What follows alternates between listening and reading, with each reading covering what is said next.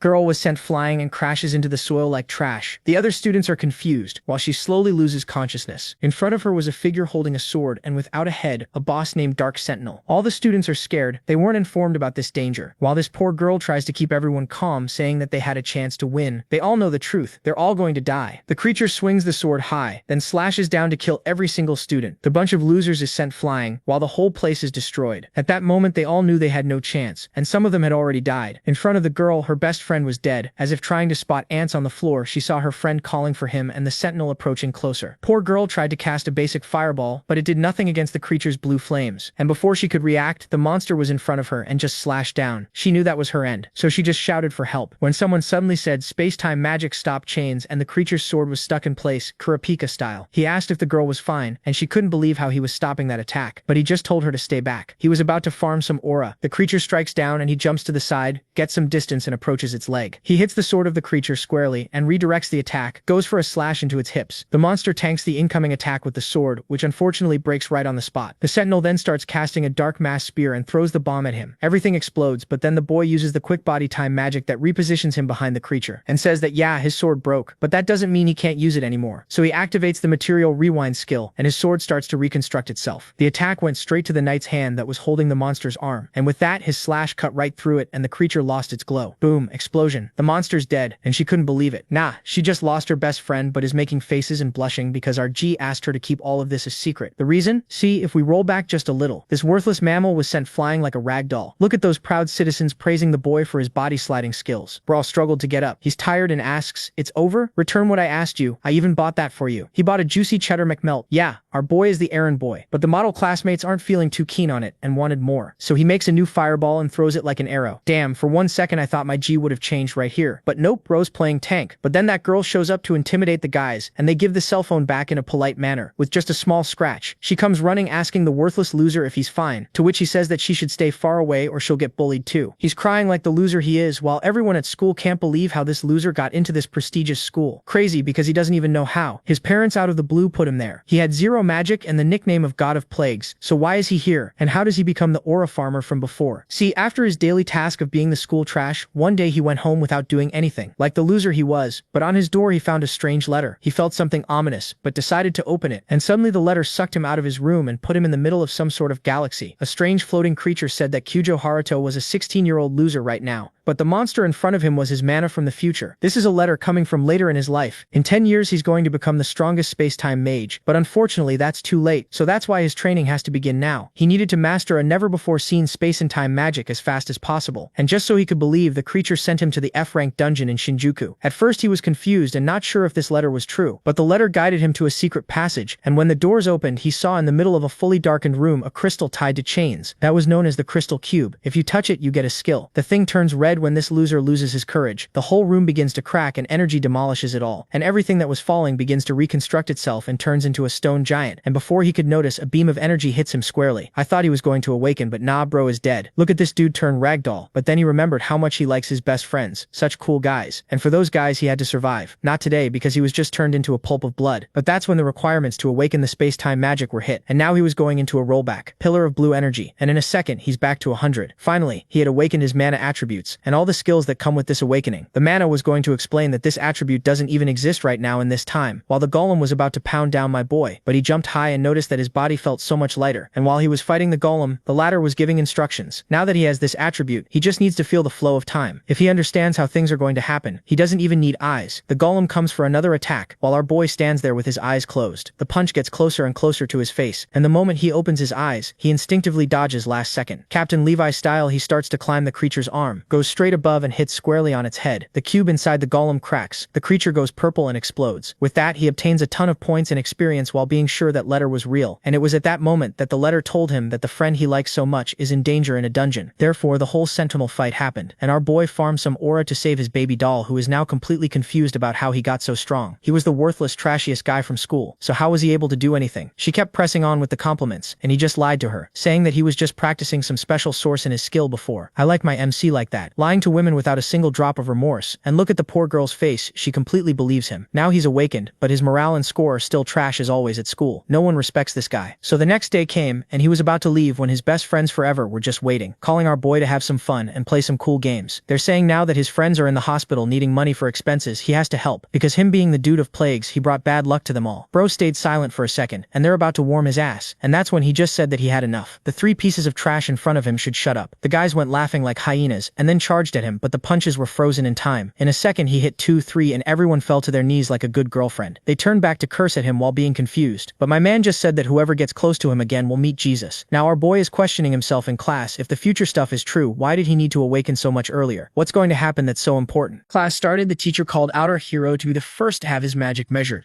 Having lived his entire life with no magic, the hero began to wonder about the outcome of this measurement now that he controls diamond space. And so he decided to resort to his new powers, upon placing his hand on the mirror and concentrating his magic, before unleashing it all at once, made the mirror emit a blue light that shocked the professor. The teacher couldn't believe his eyes, as the bright light turned into an explosion, breaking the magic mirror to everyone's shock. Haruto regretted his action, stating how it made him uselessly the center of attention, while his childhood friend once left amused. At the end of classes, the children began to gossip about our hero, debating whether or not he has a powerful unknown magic that broke the mirror. Upon hearing the children whisper good things about him for a change, our hero was somewhat left feeling odd and uncomfortable. But just then, he was approached by someone, yet no one was in sight. The voice then asked him to look downward, after finally laying his eyes on the one talking to him. The young man was left utterly shocked, as it was a talking plushie. Having recognized his own voice, Haruto couldn't believe that it was his future self that took this appearance. The future mage explained how this was a technique proper to their magic that allowed him to control his plushies,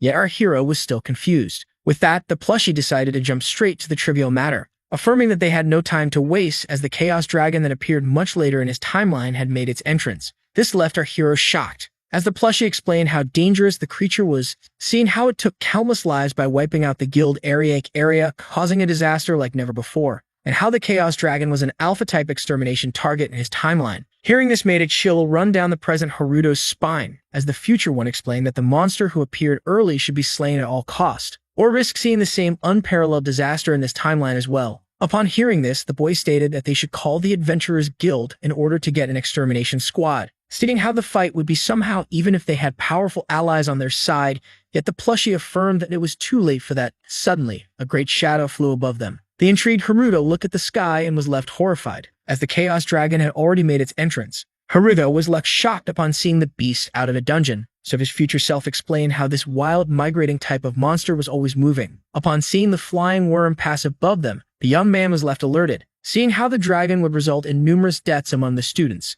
Just as the students began to walk away, glad that it was the end of the day, they all looked down in intrigue upon seeing the sun suddenly disappear, only to be thrown into panic upon seeing the giant Chaos Dragon. The monster then spotted its prey and charged at them from the sky, leaving them to run horrified. Suddenly, a blonde girl asked everyone to take their spots while urging the civilian students to flee to the dorms. 5 courageous mages in white decided to take on the Chaos Dragon. The rushing hero recognized them as the mage security guard of the student council. Just like that, the spell was activated. All 5 of them decided to aim the same magic at the flying worm. Just like that, the fearsome monster was bombarded with powerful attacks. The blonde leader then gathered her power and urged her allies to keep the dragon away from the school. Suddenly, a giant circle appeared right above the Chaos Dragon. The security guard launched a spell so powerful that upon coming in contact with the flying beast, resulted in a great destructive explosion. The 4 mages were left stunned, assuming that she had won, and just as she was getting satisfied with her own achievement, she suddenly looked in disbelief, seeing how the Chaos Dragon was left unscratched by her anti-dragon magic attack. The dark creature then charged up its breath in order to counterattack,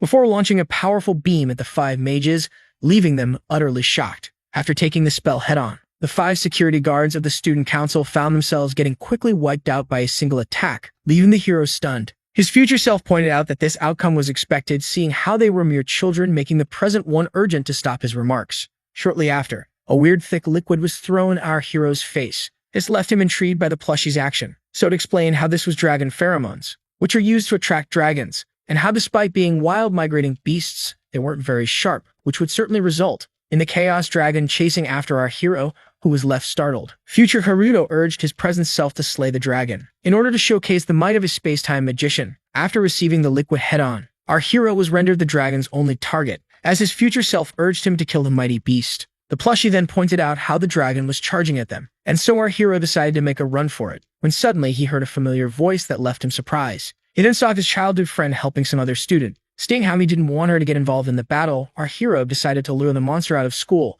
while his future self was glad to have fewer viewers. And so Quick Body was used in order to enhance his speed, and began to chase him across the city, until he arrived at Train Nakano Station in Tokyo. Seeing how the train yard was currently empty, the plushie urged the hero to guide the Chaos Dragon there. Shortly after, Haruto asked the plushie about the beast's strengths and weaknesses. According to it, the dragon possessed a dark attribute and an unparalleled fire force of a breath, along with a miasma layer that delays negative effects, and that it wouldn't be affected by regular attacks, seeing how it had physical resistance, making the man realize how truly powerful the future monster it is. Our hero listened closely as his future self explained how the dragon was so dumb that it could be easily lured with the pheromones that are worth almost $3,000. Yet upon hearing the price, the hero was left completely shocked, and couldn't be more irritated as the plushie declared that the funds were subtracted from his bank account. With that, Haruto began to question the plushie about its knowledge regarding his PIN number, yet upon seeing his future self crack a vicious smile, the present Haruto understood it all. The plushie decided to reassure him by stating that his losses would be covered quickly,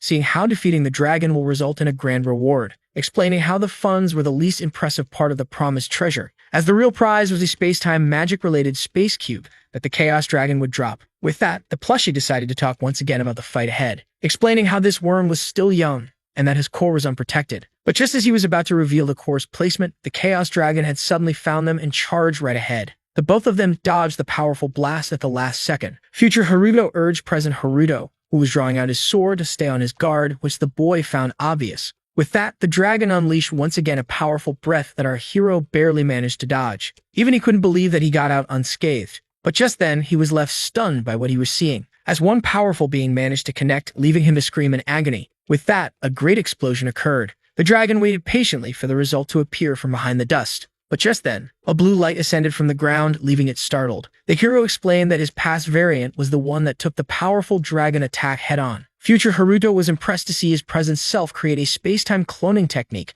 as such in order to avoid a powerful attack. With that, the protagonist jumped towards the dragon, before quickly locating its core. Just like that, Haruto placed all of his strength in one swing, in order to slash the core of the Chaos Dragon. Yet to his shock, it felt like he was striking the void. Suddenly, the dragon exploded. To our hero's shock, the beast then began to reform itself behind the space-time magician. And so Haruto turned to his future self and called him out for not telling him about this trait of the monster. The plushie then remembered to warn Haruto about being wary when attacking, seeing how his target could turn its entire body into miasma. With that, the hero urged the stuffed animal to warn him about similar things in advance. Just then, his future self remembered that the dragon could give form to the miasma, in order to form a legion of small dragons. With that, Haruto was left annoyed as he found himself in a tough spot. As the hero pointed out how regular attacks were ineffective, his future self pointed out how this beast should have been appearing half a decade from now. And when asked about this abnormal presence, the plushie pointed out that it might be due to the change in the timeline. And after it asked our hero to deal with it, the young man realized that he was being blamed for all of this. Then suddenly he noticed a miasma structure charging his way. The hero resorted to Quick Body in order to immediately escape. Just then, he was attacked by another beast that he slashes and kills immediately. As the hero felt relieved to see that the Legion soldiers disappeared when killed, the plushie asked him to scatter the small fries and wait for the opportunity to attack. Haruto affirmed that this was his plan anyway as he charged himself up. With that being said, the hero quickly launched himself and began slashing the miasma beasts. The young man kept going on, pursuing his miasma carnage. Seeing how his past self defeated the Legion, the plushie assumed that he had jumped 3 levels. And just as our hero was trying to catch his breath, wondering if the small dragons were all slain, he suddenly laid eyes upon the Chaos Dragon, who was charging a powerful attack. The beast then fired its powerful breath onto our hero, who was left utterly alerted. And so he tries to dodge. Upon connecting with the ground, the attack resulted in a great explosion. Yet just as our hero felt relieved to have escaped the first blast, the Chaos Dragon began to prepare another one. Seeing this startled the young man, who tried to make a run for it. The blast resulted once again in a terrifying explosion. This left our hero in a challenging situation, seeing how he had used most of his mana fighting the Legion, and so he decides to wait a few moments before using all of his strength once again, as he was determined to take out its weak point, which was its core. Suddenly, the monster got off the ground, leaving our hero confused. He was then left shocked as his stuffed animal pointed out how their target had gone out of their range. With that, the hero began to panic as he searched for a way to fight. He then began to scan his surroundings, wishing for anything that could help him. But just then, he noticed something that would allow him to counter the dragon. With that, future self asked his past self about his plan, seeing how this fight's difficulty was increasing by the second. When suddenly he was grabbed by the face, the protagonist decided to take the stuffed animal with him. He began to execute his plan. The plushie affirmed that no matter how much attitude he gained, he couldn't reach the dragon, yet our hero was well aware of that. With that being said, he threw the plushie towards the dragon, before resorting to his stop chains in order to stop it mid-course before using it as a stepping stone, in order to launch himself at the dragon, leaving the plushie utterly confused. Then used stop chain once again in order to prevent the dragon from switching to its miasma form. Upon binding the dragon, the hero began to think of how he wouldn't be able to contain it for long. Yet in the case of his plan, realized that this detail was pointless. Just like that, Haruto went for a thrust, finally allowing him to strike the dragon's core as the chains were about to crack. Our hero used all of his strength in order to crack the crystal before his time was up when suddenly the binds broke. But just then, our hero was able to pour his power into his last attack. The overwhelmed dragon was left in great pain. Its core had finally been pierced. Just like that, a great explosion of energy occurred as the plushie fell on the ground. His sword was broken, but he managed to walk out. Haruto had won. The Chaos Dragon had been slain. Just like that, the winner, who earned 872,300 credits, had his level and swordsman skill increased. Our hero even acquired the Chaos Dragon Fang. Just then, this system urged him to visit the Adventurers Guild in order to refine himself to C rank. These great results didn't surprise the plushie at all. Yet it was still mad at the fact that Haruto used it as a mere stepping stone. But Haruto didn't pay it any mind as he carefully checked the status window, as all of his skills had been increased, including his passive skill that reached level 2,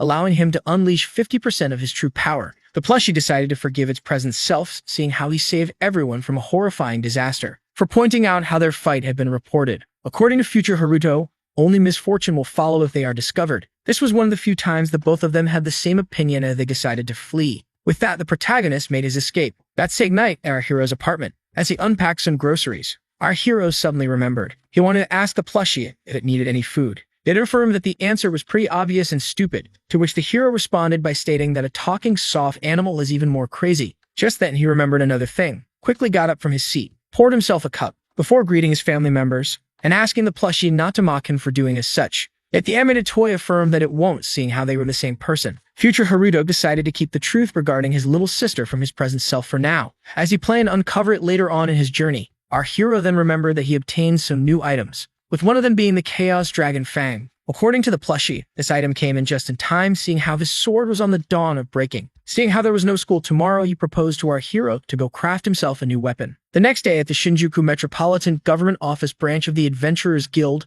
our once weak hero revealed that he isn't supposed to be here. Yet the plushie affirmed that he now had the right to stand proud, seeing how they were together. Upon hearing this, Haruto explained that they will head back home as soon as they finish what they came here for. Shortly after, in the reception lobby, an announcement was made asking the hero to approach the reception counter. Upon being asked for the reason behind his visit by the guild girl, the young man explained that he recently conquered a dungeon and that he wished to see his results. Despite looking like an average adventurer in her eyes, she accepted to help. She then asked him to hand her his adventurer's card. Upon entering it into the system, the card was activated. The guild girl asked the protagonist to place his hand on the window in order to verify his identity, which would allow her to see the results. And so after that, he placed his hand on the panel. The lady immediately began to check and was left stunned by what she had seen. She was amazed by the fact that our hero jumped 2 ranks in just a single day. Unable to believe it, she assumed that the system must be debugging. All looked at our hero, who was now placed in a tough spot, seeing how this incident could make him the center of annoying and unwanted attention. And so he decides to use the level 2 material rewind in order to get himself out of trouble. With that being said, he pointed out how the system had completed the identity verification. The screen revealed that he was an E-rank hunter. Haruto pretended to be confused and asked the guild girl if there was a problem. Yet she affirmed that everything was all right as she handed him back his card, unable to understand what just happened. The protagonist then took back what was his. The plushie had realized that its present self had used the scale solely on the screen. With that, it praised the boy for his cleverness. He pointed out how it was the plushie that asked him to avoid disrupting the timeline even further. The hero then asked his guide if they would be arriving soon, which the plushie confirmed before asking him to ride the elevator. After a small wait, the door was finally opened, revealing a place that one could only enter if he was a rank, yet the plushie affirmed that this didn't matter. And so future Haruto began to transform, regaining his appearance as a letter. It then asked the confused boy to place it on the scanner. Our hero affirmed that this place had very tight security, yet the letter didn't care. After placing it on the scanner, The door miraculously opened. Upon entering the facility, Haruto was left excited as they were here to create a weapon adequate for his magic. Upon entering, someone pointed out to our hero that he wasn't informed of a field trip occurring. This individual was sitting in the room working. The letter explained to the man how they weren't here for schoolwork, but to synthesize a new weapon. With that, the interrogator got up to his chest and asked if they were truly adventurers. The chief of the laboratory, Shirayama Tokumune, wondered if they were truly above B rank. If the man could only perceive our hero as a mere F rank who got past security, so the letter urged our hero to showcase the material. So he pulled out the rare dragon fang and explained that he needed to create a weapon. Seeing how it was dropped by a powerful enemy, the laboratory chief decided to take a look and was impressed by it. Before asking the hero if it was something truly coming from an opponent that he defeated, which he confirmed. With that being said, the man pressed a button on his watch in order to commence the crafting. Just like that, the trap door on the floor opened, revealing the most futuristic synthesis device in the country, which could also be considered the Zenith, created by Otherworld knowledge. The chief then explained that this material wasn't present in the database, which is why he would create the weapon for free, as it was a chance to study it before leaving. With that, the letter decided to help the young man with the weapon crafting, seeing how it was his first time. Haruto was rendered clueless about the matter, seeing how this course could only be taken by those who had graduated from C rank. According to the time traveler, this process was divided in 4 parts, with the first being selecting a base for the new weapon, thus the Academy sword here. The second part was to select the attributes that would be powered into the weapon, whose number depended on its quality. And since the Academy sword was of the lowest rank, our hero could only give it 1 attribute. The third step is to select the material that would be fused with the weapon, which could be minerals, herbs, or even bones. The letter then explained that 2 weapons could sometimes be combined into 1. The used material was the fang dropped by the dragon, and the final step is to begin creating the weapon, which was influenced by the duration of the forging. After finally explaining that the power of the weapon would depend on those 4 steps, and seeing that the hero understood it all, he decided to begin the operation. The base was selected as the Academy sword. Yet when it came to attribute, the future variant was shocked to see only 5 available, and so he opted for the light option. The next step was now to place the imbuing material into the machine. Just like that, the Chaos Dragon Fang had been placed. Yet when it came time to place the duration of the forging, Haruto was shocked upon being advised to place the duration as 3 years. But in the end, he decided to agree to the letter's request. With that began the forging process, which was supposed to take 3 years,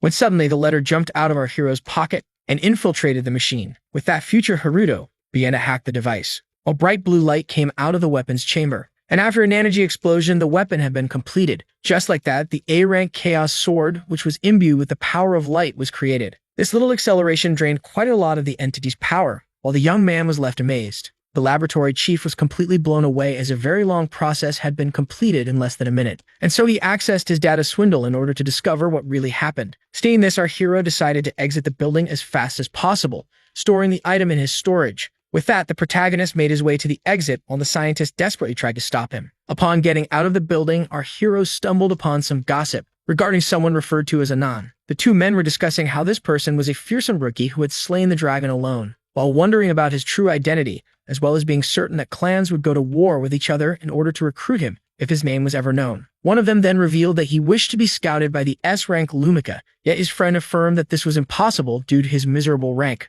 Upon hearing the rumors about himself, the hero was determined to go back home. Yet the plushie affirmed that they needed to go test the sword first, leaving the protagonist intrigued about their next destination. So his future self revealed that they would be going towards the sacred beast Cerberus, leaving the hero totally baffled. But just then, he was approached by his childhood friend Shinano. The girl revealed that she was thankful to see him alive, seeing how her friend was rumored to have been followed by the Chaos Dragon, and considering how he didn't reply to her messages, nor did he bother to come to school. The girl grew worried sick, and so he asked her about the reason behind her presence at the guild. Rin Shinano explained that she came here in the name of the school in order to apply for a student dungeon raid. Just then, the hero remembered that she was the best of the second years, which clearly justifies her alibi. The plushie then told him to cut the conversation short and resume his way. The childhood friend dropped tears of happiness upon seeing her friend being unharmed. Seeing this, Haruto had no choice but to apologize for the trouble that he caused her. But just then, she noticed the stuffed animal on his back and quickly found it adorable, and so she snatched it away in order to have a better look. Rin Shinano was pleased to see that the plushie shared the same scent as our protagonist. This odd scenery sparked an idea in the young man's mind.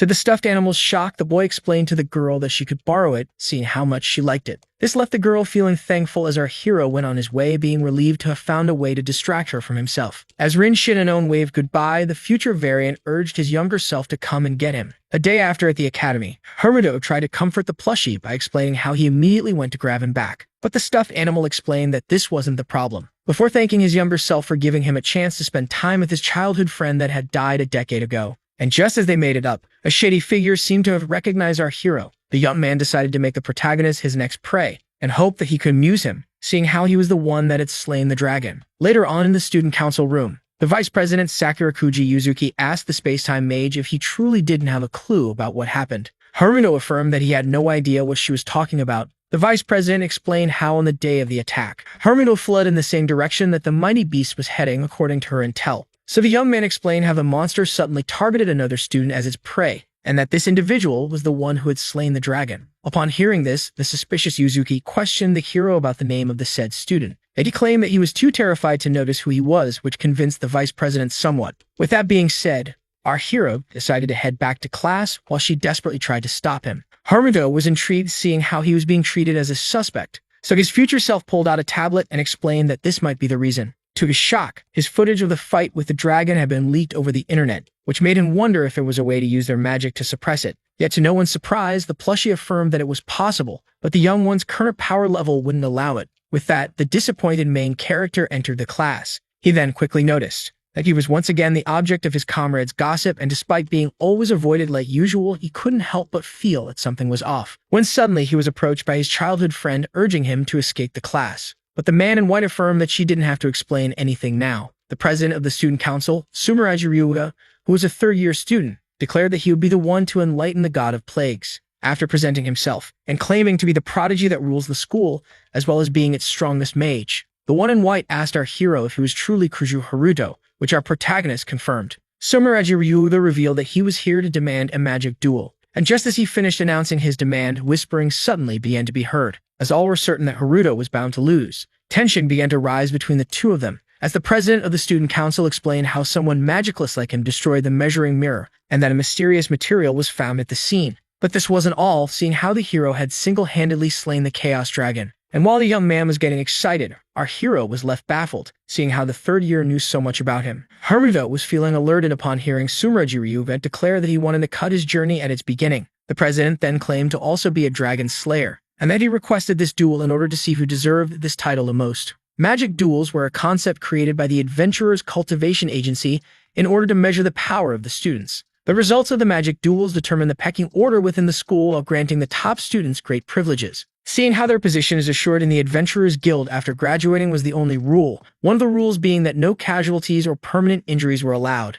Usually, the student of the lower rank has the freedom of challenging any upper rank that he desired. The one with the highest rank was forced to accept the request of the lower one. But this also meant that he had the choice to decline the demand of a higher rank, which pleased him, seeing how he didn't want to fight the strongest in school. Shortly after, he pointed at our hero's childhood friend and explained that she should review her relationships if she aims to be part of the student council next term. The president wanted to use this opportunity to explain the situation clearly to the girl. Rin Shinnon was left horrified as Sumeraji Ryuga cracked an evil smile as he proposed a one-on-one private lesson to help her out. The overwhelmed girl had no choice but to accept. Upon witnessing what just happened, the hero turned to the president, suddenly stood up, and affirmed that he accepted his demand regarding the magic duel, which left his childhood friend amazed. The president was then left intrigued, seeing how his duel wanted to add terms of his own. The protagonist asked him if he would accept that the loser quits the school. Hearing this made the one in white crack a smile, before agreeing and affirming that there was no turning back now, leaving our hero more determined than ever. Later that day, our hero was called out for his boldness while having lunch by his future self, who pointed out how he is following his footsteps. But to Haruto's surprise, the plushie warned him about his adversary, making him wonder if he was an equal to the entity. The stuffed animal nodded, confirming our hero's doubt. Future Haruto then explained how this individual will become the leader of the Shinjuku branch of the Adventurers Guild and create numerous fire spells. Haruto then began to mock the student president upon hearing that he earned himself a seat among the 7 sages. The plushie then explained that the one who had a repulsive personality would have used this position in order to manipulate his female followers, making Haruto realize how much of a despicable being his opponent was. The plushie then pointed out that the young man was skilled at gaining the heart of the masses, and that he only slayed a dragon due to a follower's intel. before explaining how exceptional he was at magic, and that his claim to his strongest wasn't as empty as it seemed, making our hero realize what he got himself into. With that, future Haruto decided to look at his younger self's stats. The plushie complimented the boy on his quick growth, but just then it touched the screen as it decided to show the difference between their stats, leaving our hero confused. Just like that, the stats of his opponent were in front of him as his future self explained the power gap separating them. This function of the system left our hero amazed, making him wonder if this was truly part of his magic power, as he was still unable to believe the difference in power. Just then, he noticed a girl comforting her friend, who had broken down in tears. The girl realized that she would surely fail the mage course exam, seeing how she was suddenly unable to cast spells. Her friend affirmed that she shouldn't have any problem, seeing how she didn't do anything wrong during the spell casting. This made her wonder if accepting private lessons from the president was her only hope to succeed. Hearing this left our hero stunned. He then felt uneasy, as he pictured the president with his childhood friend, while the girl was talking about how it would be over quick after she strips and closes her eyes. Just then, he approached the two girls, who quickly recognized him as their classmate from the swordsmanship class. The protagonist affirmed that the girl was free to decline the president's offer, seeing how he was determined to help her himself, then suddenly raised his hand, startling the girl. The hero then began to concentrate, thinking of how he was now able to visualize the inner flow of mana after the magic capacity measurement course.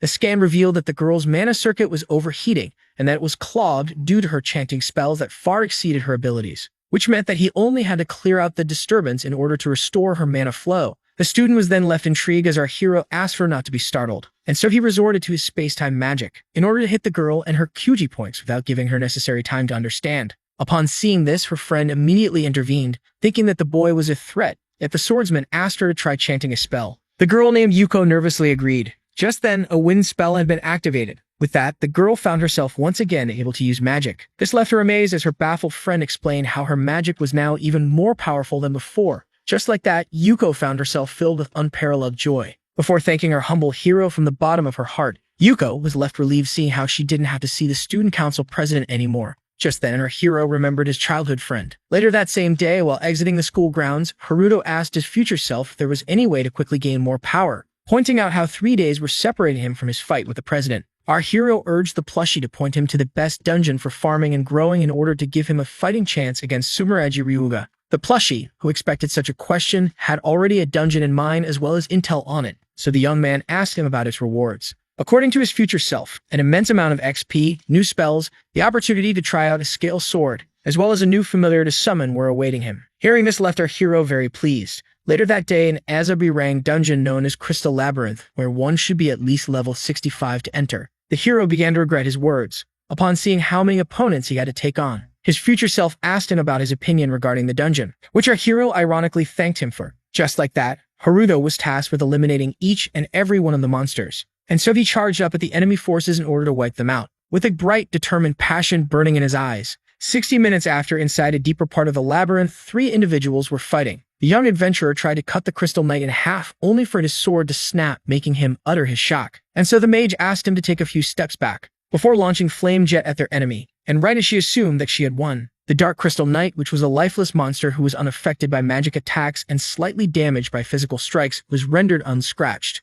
left the 2 adventurers totally baffled. And just as the monster was about to strike him down, the sound of clashing metal suddenly sparked. The young man opened his eyes and was left amazed, seeing how a blade had connected with his target. Haruto arrived at the last moment and attacked the monster from behind. Just like that, the Dark Crystal Knight had been blown away. Seeing this left the adventurers relieved and thankful towards the one who saved them. Haruto then informed the both of them that magic beasts were abundant in this dungeon and that they should flee as soon as possible. This made the young adventurer ask the student what would happen to him, so he explained that in order to guarantee their escape, he had to stay back and fight while they ran. And so the adventurers began to make their escape, feeling deeply thankful towards our hero, who found himself to face off an army of Crystal Knights. The stuffed animal counted 89 monsters defeated by our hero, before pointing out that this wasn't nearly enough, which our hero knew very well. Just like that, the protagonist was urged to slay all the knights in order to access a new level. Haruto firmly grasped his scale sword and began wiping out his enemies. According to the future magician, the Crystal Knights were the richest target inside this dungeon XP-wise,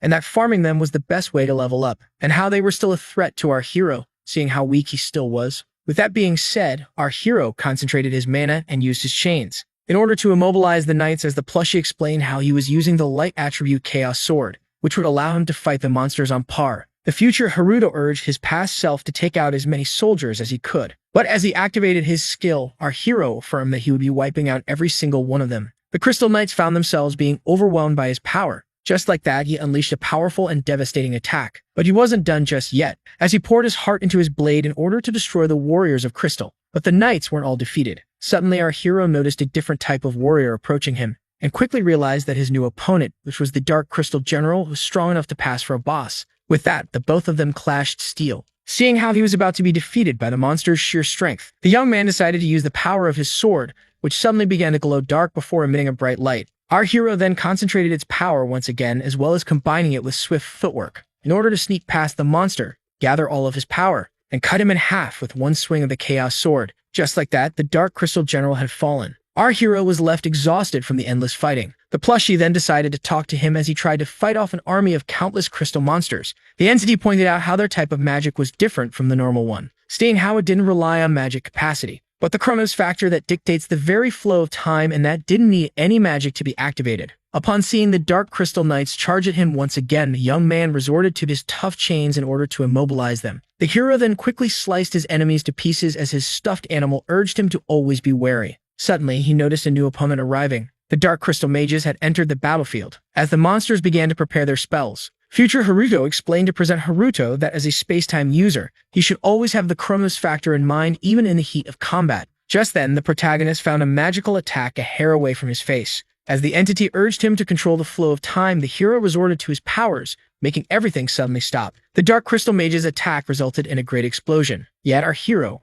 came out unharmed. And so began the confrontation between him and the army of mages. The protagonist decided to switch spells and concentrated his magic in order to attack his enemies with a powerful, devastating blue beam of energy. Just like that, all of the mages have fallen. This confrontation allowed our hero to understand the meaning behind the flow of time, and while the stuffed animal tried to act unimpressed, he realized that the protagonist was brighter than him, seeing how he used a chronoor. Shortly after, the hero stabbed the Dark Crystal Knight's armor. Haruto found himself exhausted and victorious on a mountain made out of numerous defeated monsters. This battle allowed our hero to jump many levels. The protagonist then asked the plushie about their next prey. Meanwhile, in the deepest part of the B-rank dungeon, the sacred beast Cerberus, who ruled over the Crystal Labyrinth, eagerly awaited a fight. Shortly after, our hero found himself in front of the final door, when he experienced a sudden headache. The stuffed animal explained that the space-time magic could cause damage to the mind if used with no interruptions, before asking the protagonist if he wished to retreat, which he quickly denies as he opened the door.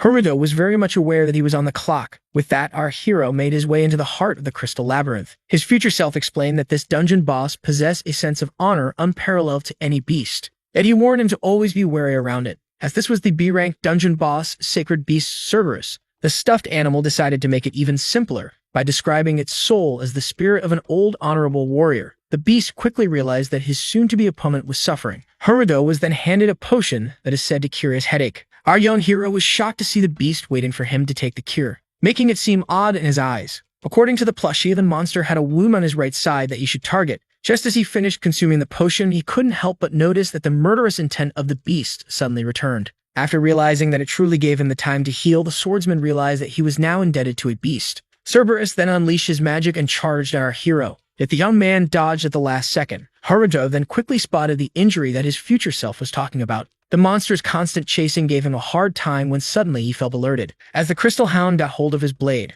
Upon seeing that he was being overwhelmed in a contest of strength, the hero quickly let go of his sword, before jumping into the air in order to avoid Cerberus's powerful jaws. Yet to his shock, he found himself being the target of the monster's magical breath. The plushie urged him to evade the attack, and so our hero waited for the right moment, before dodging the powerful beam at the last second. Haruto then gathered his magic in his fist and targeted the weak spot. Just like that, our hero obtained a clean hit on the monster. The Crystal Hound let out a fierce roar. Haruto then quickly placed a distance between the both of them. Just then, the stuffed animal recognized the technique that his present self used as the pressure point treatment that cured the girl. To the time traveler's utter shock, the protagonist just sealed the dungeon boss's wound. Haruto explained to the majestical beast that they were now even for the time that he gave him to heal himself, before pointing out how he wanted an honorable fight. The plushie couldn't believe it, affirming that the boy was going to get himself killed, explaining that such honor shouldn't be repaid by disrespect, and that his failure inside the dungeon would mean that he had already reached his limit. Just then, something was tossed.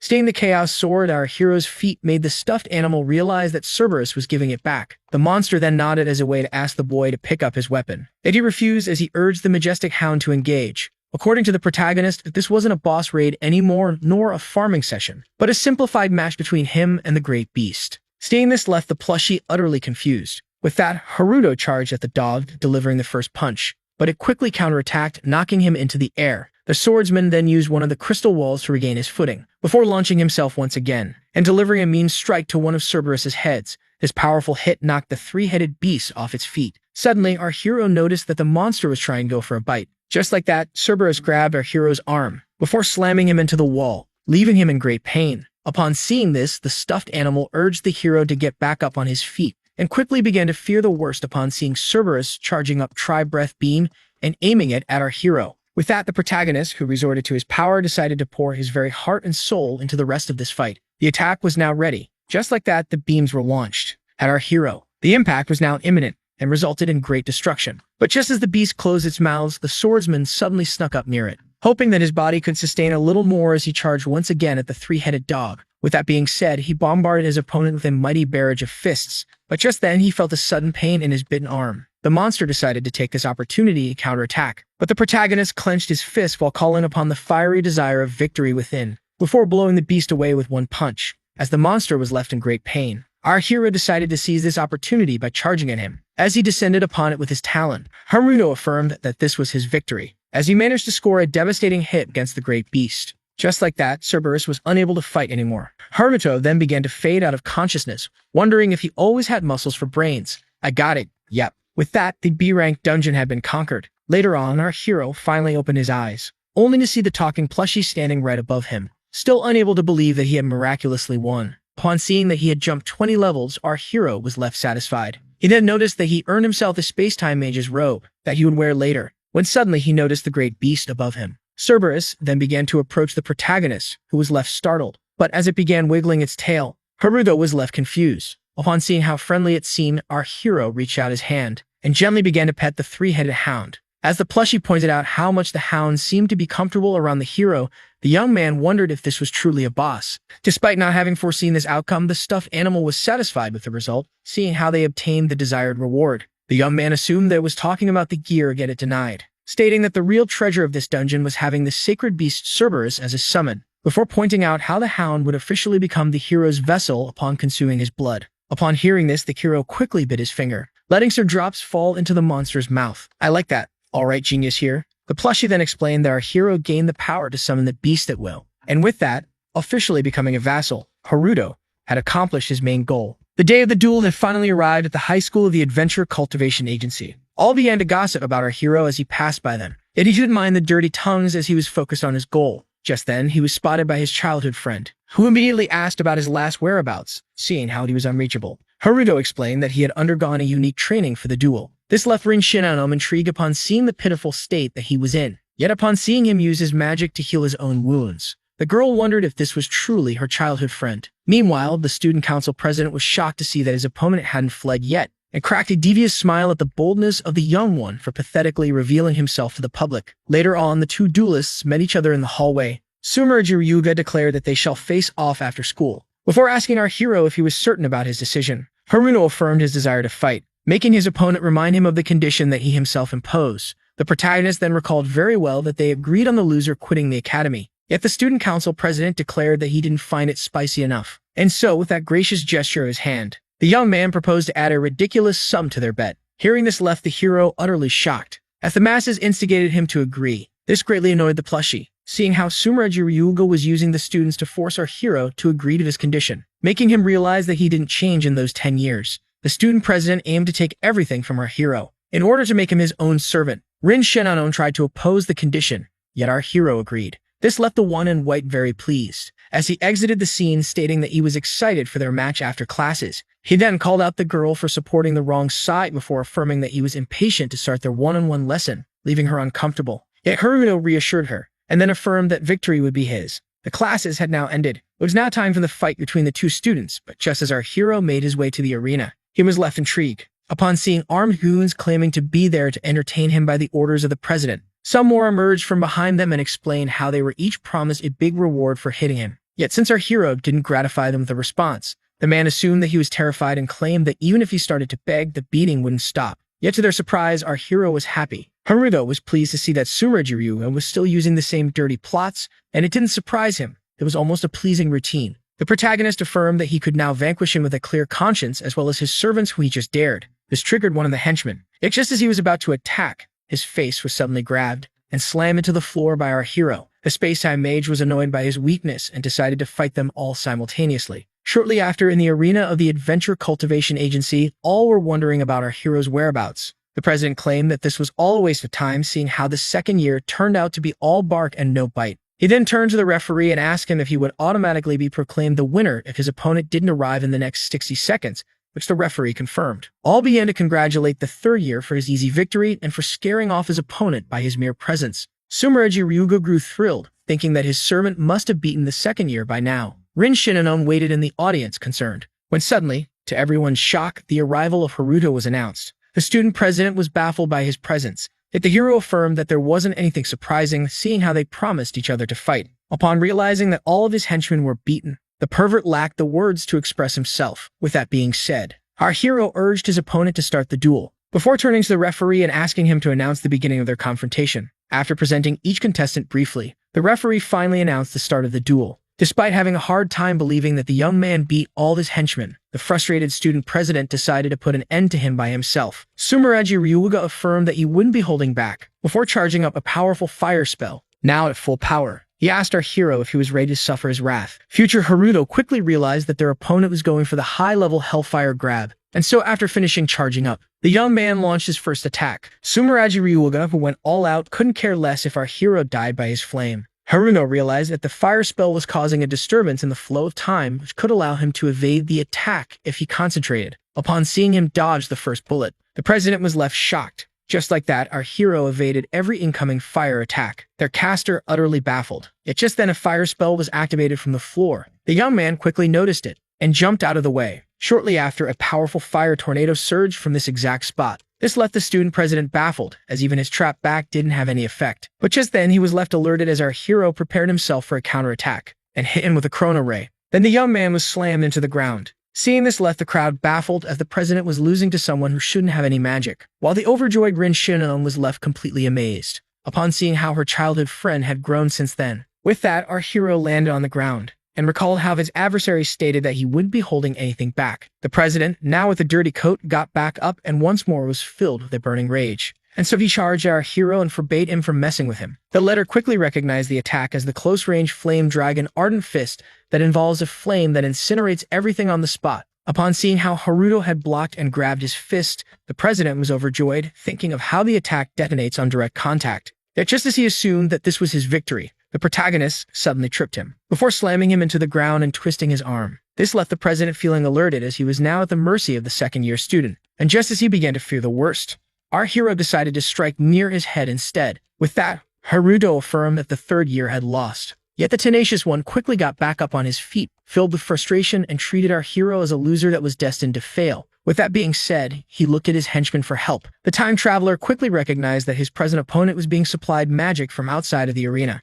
which was rather amusing to him, seeing how forbidden this move was. Haruto called out his opponent about the outside power that he received. Yet the third year just let out a laugh as he began to transform. Suddenly, class burst out of his shoe as he activated his strongest secret technique. A bright light appeared in the arena, followed by a powerful energy beam. The protagonist watched in disbelief as a giant figure appeared in front of him. Just like that, the demonic flame incarnation had been activated, a form that turns the user into a giant using the power of many other mages. The letter pointed out to Haruto how regular attacks wouldn't affect this monster, which he was very well aware of. Shortly after, the second year found himself being the target of a fire breath that he dodged at the last second. Haruto then counterattacked with a chrono ray, yet to his utter shock, the giant monster was unscratched. With that, the president began to grow several firearms that he used to attack our hero. He then quickly began to dodge, when suddenly his back figuratively and literally hit the wall. Just like that, Haruto found himself cornered by the giant demon of lava, so he decided to read the flow of time, only to find that something felt off about a certain part of the chrono flow.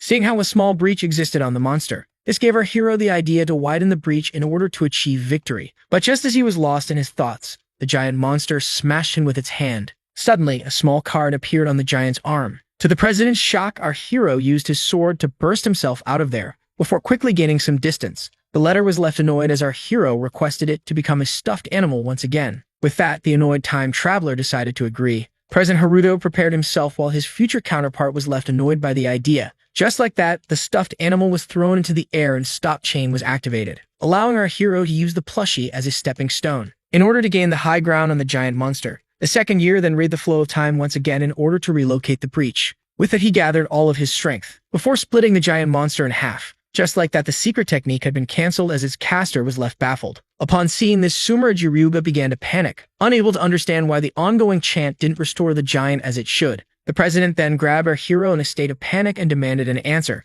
Yet just as he grabbed him by the collar, Haruto decided to punch him in the stomach. Just like that, as the president was knocked out, the young man turned to the baffled referee, who quickly announced his victory. Shortly after, the preparations of Rin Shinonome were done, and so began the celebration of Haruto's victory over the student council president. This flattering congratulation left our humble hero a little bit embarrassed. The girl then asked her childhood friend to do what he must, and so he shyly raised his cup, leaving them all overjoyed as they banged each cup. Just then, one of the girls expressed how happy she was that Sumira Jiryuga was quitting the academy. So all of them began to badmouth him, seeing how he was a pervert who only talked money and turned the establishment into his own playground. The student then affirmed that even Rin Shinonome, who was also relieved, was about to fall into his claws. Just then, the girl turned to our hero and asked him about the prize money of the winner. Haruto explained how he forgot to collect it, leaving them all shocked, seeing how it was a small fortune. Yet as he affirmed that profit wasn't his goal, all were left moved and attracted by his heroism. Just then, one of his childhood friend's comrades teasingly asked him about his relationship with Shinonome,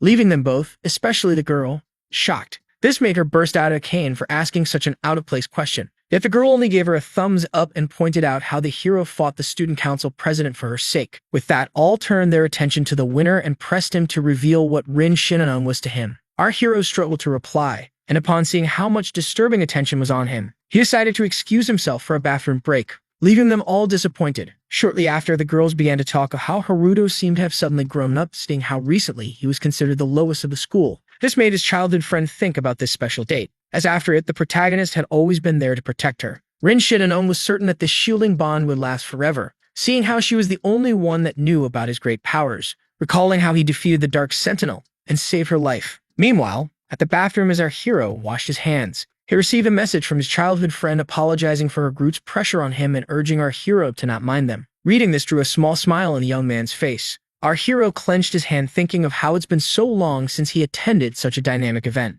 Haruto was certain that he would never sit at a table with friendly faces ever again. With that, he was finally certain that fate wasn't sealed in marble. But just then, the plushie approached him. Haruto affirmed that they would return home in a short time and urged him to stay discreet until then. Yet the stuffed animal revealed that it was a trivial matter, leaving his teenage self intrigued, as he affirmed that it was now time. The confused hero demanded an explanation. The plushie decided to reveal the reason behind its time travel. This left our hero shocked as the stuffed animal explained how his dead sister was still in the realm of the living, yet he was unable to believe it, seeing how Ria lost her life in an accident long ago. Yet the plushie affirmed that it wasn't the truth, an Instagram of reality. With that, the future, Haruto urged his present self to be prepared, as they were about to go rescue her. Back then, someone drew our hero's attention. The young Ria presented him with a red scarf. The big brother pointed out how comfy the scarf looked and asked the little one if she was the one who made it. Ria joyfully affirmed that she created it with no one's help. The young man was pleased to see how overjoyed his little sister was. But just then, she presented her work as a present to him. This confused our hero as he didn't know if it would suit him. Upon hearing this, the little girl began to pout, assuming that her gift was unwanted.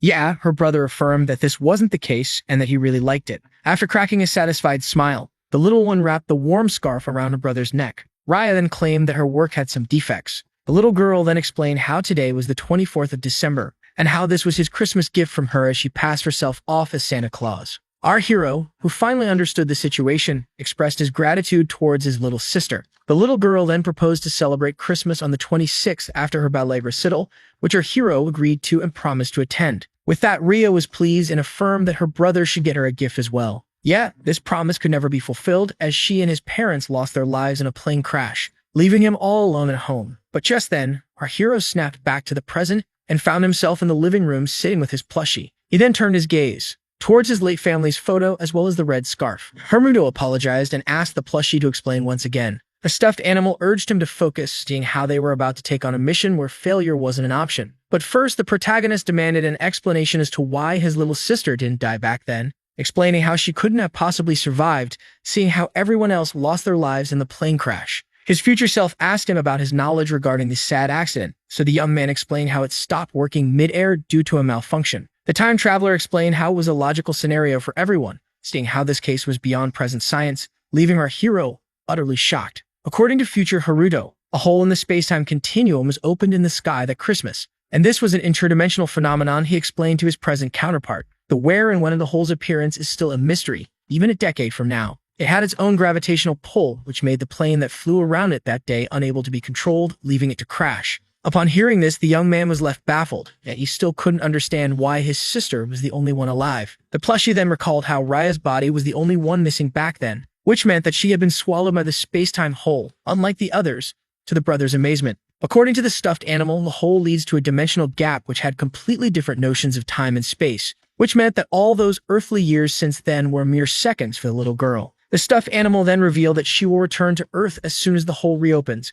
which was a lot to comprehend at once for our hero. The time traveler then revealed that he only came to help his present self, seeing how he didn't discover the hole fast enough to save his sister. And so as frustration began to build up, he urged his younger self to save their little sister. With that, Haruto grew more determined than ever, as he asked about the location of the hole that is yet to appear. According to the plushie, it will appear at the top of the Tokyo Tower, above the Sky Castle dungeon. As the awaited day arrived, past and present Haruto stood ready for the upcoming battle. The plushie expressed his surprise to see the young man buy so many items from the adventurer's shop, so he explained how all of this was possible due to his farming during their last trade. The stuffed animal then called out his younger self for wearing the red scarf at summer doors, yet upon seeing how he only gave a vague response, the entity decided to drop the matter, and then explained how the entrance of the Sky Castle dungeon was on the top of the tower, along with how the space-time hole will reopen 300 meters above the peak of the dungeon, allowing Rhea to get back to Earth. Yet if nothing is done, the little girl will die from the fall. Upon hearing this, the young man decided to put on his space-time mage robe. Now more determined than ever, he was ready to go rescue his little sister. Shortly after, the young man who tried to approach the tower was stopped by the soldiers,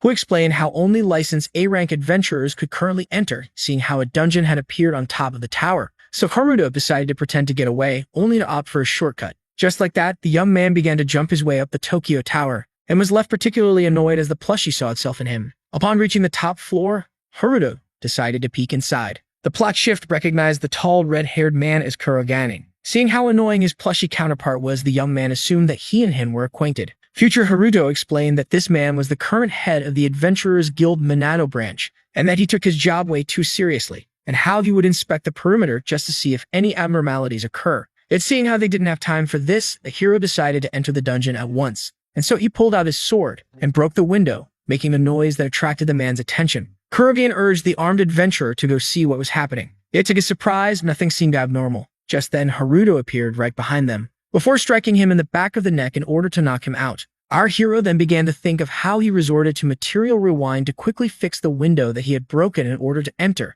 With that came the time for the next step of his plan. The soldier then rushed to the chief in order to alert him of an urgent issue, claiming that an intruder too powerful for him to beat was found. Upon hearing this, the annoyed tall man decided to check it out himself, urging the rest of the forces to go with him. Yet one man stayed behind. Just like that, Haruto, who pretended to be one of them, had successfully fooled the Minato Adventurers Guild. With that being said, he decided to enter the dungeon and was left confused, seeing how this dungeon was bottom up. As the plushie explained how they needed to head down in order to go up, the young man pointed out how it was still a dungeon despite being in the air. According to the stuffed animal, this dungeon was themed after the paranormal, which meant that astral creatures would be our opponents. This amused our hero, seeing how he would be attacked by the undead in the middle of the bright sky of the day. Yet as he pointed out how his swordsmanship wasn't fit for the mission, the plushie asked him to not worry about it, recalling the attribute they had chosen when creating the Chaos Sword, which was light. Future Haruto affirmed once again that this very mission was the reason behind his time traveling. With that being said, our hero quickly made his way into the dungeon, only to notice something up ahead,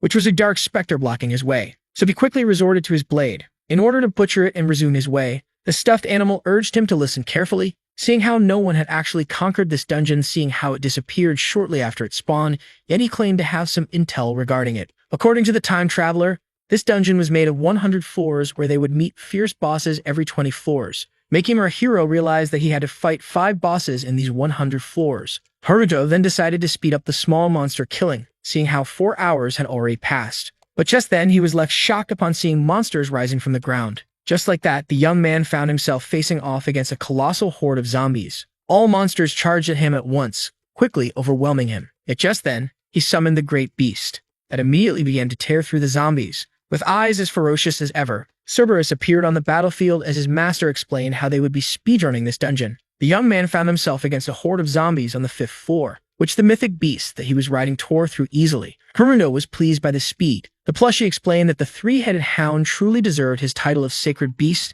seeing how each of its attacks was loaded with holy power. With that being said, our heroes decided to keep on their quick advance. Just like that, Haruto, the plushie, and the summon began to conquer floor after floor until they reached the first boss's level. The young man was shocked to see Cerberus stop mid-course, when suddenly he noticed a small sphere of dark mass forming above a ritual circle. The plushie explained that he was about to fight the first of the 5 bosses, and that he would only be granted access to the next floors upon beating him. With that, it began to make its appearance, as black horses and a golden chariot could now be seen. The boss came out of the dark energy, making his landing onto the floor. From the carriage descended 3 presences. Just like that, Haruto found himself in front of the master, the lady, and the son of the fallen noble family. Our hero stood wary, seeing how he was about to fight 3 A-rank zombie monsters. Yeah, he didn't care about the difficulty, seeing how victory was the only way to save Ria. The plushie then warned him about the incoming attack, as the 3 of them came at him all at once. The young man urged the plushie to move away, making it realize that he was about to use something specific he purchased in the guild shop, which he confirmed, before activating his Eye of Time, allowing him to clearly foresee the upcoming fight. With that being said, the young man summoned his orichalcum knives and launched them at the charging fallen song. Yet the monster continued its course, unaffected, as it tried to slice off our hero, who quickly evaded, before jumping out of the way, in order to target the fallen lady. After filling her up with knives, he quickly noticed that the fallen master was charging at him, and so he launched another knife as a way to counterattack. But despite successfully stabbing it in the heart, our hero had to tank a hit that blew him away. Yet he quickly got his hold of the ground back. As he managed to regain his footing, the protagonist was left pleased, as all was now in place. After installing a safe distance between him and the 3 undead, Haruto activated his power in order to detonate the knives. Just like that, a great explosion of energy occurred. The plushie explained how these knives were each very expensive and made from the strongest rare material from any dungeon, and how they exploded after being touched by electricity, before pointing out how his present self was detonating them so recklessly. The plushie assumed that he was using the unethical method of paying to win, and affirmed that the fight was still ongoing, seeing how he destroyed the flesh of the monsters, turning them into spectral opponents. The young man was very well aware of the edge that this type of monster had over physical attacks. He was also aware that ghost monsters also had their weaknesses, as he decided to resort to the light powers of the Chaos Sword. And so Haruto charged up ahead, concentrated his power in his sword, in order to unleash the attack Chaos Meteor upon his astral opponents. Just like that, the monsters had been incinerated by the light, making the hero's level as well as his swordsmanship increase in level, while also allowing him to earn more than 2 million credits. Just like that, the stairs leading to floor 21 had been opened. As he approached them, he urged his little sister to wait for him, as he was about to come and save her. Shortly after, on floor 40 of the Sky Castle dungeon, Cerberus used his powerful jaws to bite the monster, known as Lamia Undead Queen, the second boss of this dungeon. After successfully slaying it, the sacred beast rushed to his master, requesting to be praised for his achievement. This made the plushie point out how the giant hound was more of a pet than a summon. Our hero, who had defeated 2 bosses, was suddenly stopped by his future counterpart upon reaching floor 50. This left Haruto intrigued, as the plushie became certain of his theory. It then asked the young man to use Eye of Time on the wall in order to perfectly see what lies behind. The protagonist quickly obeyed, and was shocked to see a secret chamber behind the wall, as the plushie explained that none had entered this dungeon in his timeline. It had seemed that this time it would surely be cleared, as he turned himself into the letter asked to be placed in the gap within the wall. The hero quickly obeyed, and ordered his beast to stay put as the path had opened. Just like that, the young man made his way into the secret chamber on floor 50 of the Sky Castle dungeon. Haruno feared that this was once again a tricky plot from his future counterpart, yet the plushie affirmed that this matter was too serious to recklessly joke around. The Akashic crystal that allows one to unlock his hidden skills had been discovered. Just as the young man placed his hand on it, it suddenly shattered, allowing him to level up his quick body and stot chain, as well as obtain the new skills known as Avatar Replay and Gravity Beam. The young man's passive had also leveled up, allowing him to unleash 3/4 of his untapped potential. Upon seeing how Avatar Replay had been unlocked early, the plushie was left impressed, so the young man asked about its effect. It's to no surprise his future counterpart proposed to just test it while fighting. Now at floor 60, Haruto found himself in front of the 3rd boss known as Zombie Beelzebub, before asking his guide about its weaknesses. The stuffed animal explained how this monster with that repulsing scent could fly, spit acid, and regenerate. Yet it didn't answer his question as it was only describing it. When suddenly our hero felt alerted, as the monster charged at him at high speed, before immediately impaling him. But just as it seemed to be the end for Haruto, the young man began to disappear, shocked as the plushie explained how the boy got the chance to experience his new power in combat. The monster was left shocked as the young man he had just impaled was right in front of him unharmed. This was due to the effect of Avatar replay. After seeing how the zombified insect charged at him once again, the young man decided to use his improved quick body in order to quickly escape death. He then firmly planted his foot onto the ground before launching himself at high speed, as the plushie explained how Avatar replay allowed one to create copies of their past self that were used as substitutes for the original. Just like that, by combining the two skills, our hero and his copies managed to surround the third boss of the Sky Castle. All Harutos then summoned the Chaos Sword and charged at the target, all at once, using simultaneously the skill Chaos Meteor. Upon seeing how it was overwhelmed, the giant bug decided to spit acid in order to destroy the copies. Yet to its shock, more appeared from behind the acid. Just like that, the third boss of the dungeon found himself getting attacked from all directions with light attacks. With that, Zombie Beelzebub had been defeated, marking our hero's victory. The plushie jokingly explained how the young man could now self-proclaim himself an injurer, yet the protagonist affirmed that it wouldn't fit his personality. With that, 3 bosses had been defeated. Yeah, just as the young man decided to make his way into floor 61, he was suddenly struck by a powerful headache that made him fall to his knees, before quickly passing out. 3 years before the main storyline, the hero found himself annoyed, as his little sister was begging him. Haruto seemed unsure, so Ria firmly affirmed that she wouldn't slack off and would see it through to the end. Upon seeing how much she was insisting on it, the hero decided to give up and asked her if she was really certain about doing ballet, which she cheerfully affirmed, and so he decided to let her pick her favorite shoes before showing them to him. Hearing this left the little girl filled with an innocent joy. Seeing how happy his little sister was forced our hero to crack a genuine smile. Later that same day, at the ballet class, Ria joined the rest of her comrades. Her friends were happy to see her with them in class. She then turned around and waved at her big brother, making her friend tease her about being too attached to him and forcing Haruto to pamper her so much, leaving her embarrassed. The hero then watched the girl on her first day. Ria tried her best to imitate the others, and despite how difficult it seemed, she danced as gracefully as she could. Seeing how happy his little sister was, the young man couldn't help but feel joy himself. A little later that day, the little girl waved goodbye to her friends before going on her way. She then began to talk about how thrilling this day was,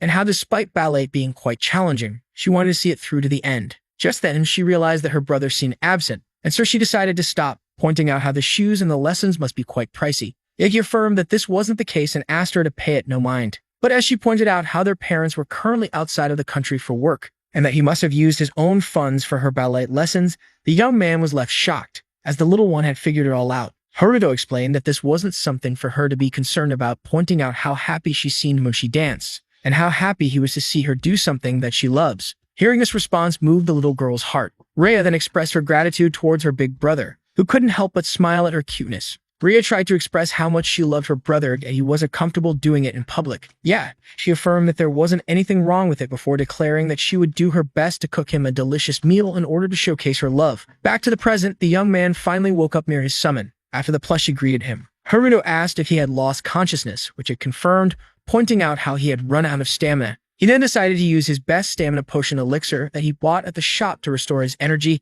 yet the plushie affirmed that it had already given it to him, pointing out how all of his wounds had been patched and he couldn't do anything regarding the burden of space-time magic on the mind. Suddenly, Haruto remembered that he was on the clock, so his future counterpart explained how 19 hours had passed. With that, he quickly got up to resume his way, as he was determined to attend his little sister's ballet lessons once again. Meanwhile, the plushie looked concerned, as he began to think of how only 2 bosses were left, and how Haruto would soon fall and break if this tireless race went on. When this time comes, the time traveler will have no other way but to use his secret weapon. After that, our hero arrived at the domain of the 4th boss, known as Asset King Money, on floor 80. The powerful monster was quickly slammed into the ground, as the young man resorted to his new skill known as Gravity Beam. Just like that, the 4th boss was defeated, allowing our hero and his swordsmanship to increase levels once again, while earning him more than 3 million credits. With that, the young man grew exhausted, as his beast watched in concern. Haruto then expressed his gratitude towards the 3-headed hound. The young man then used an elixir in order to recover some health. Upon seeing the pain that he was in, the plushie proposed to take a small break. Yet our hero affirmed that they didn't have time, as only 3 hours remained before the reopening of the space-time hole, and so he decided to resume his speedrun. Shortly after, the young man had finally reached the final floor. As Haruto pointed out how they were now in space,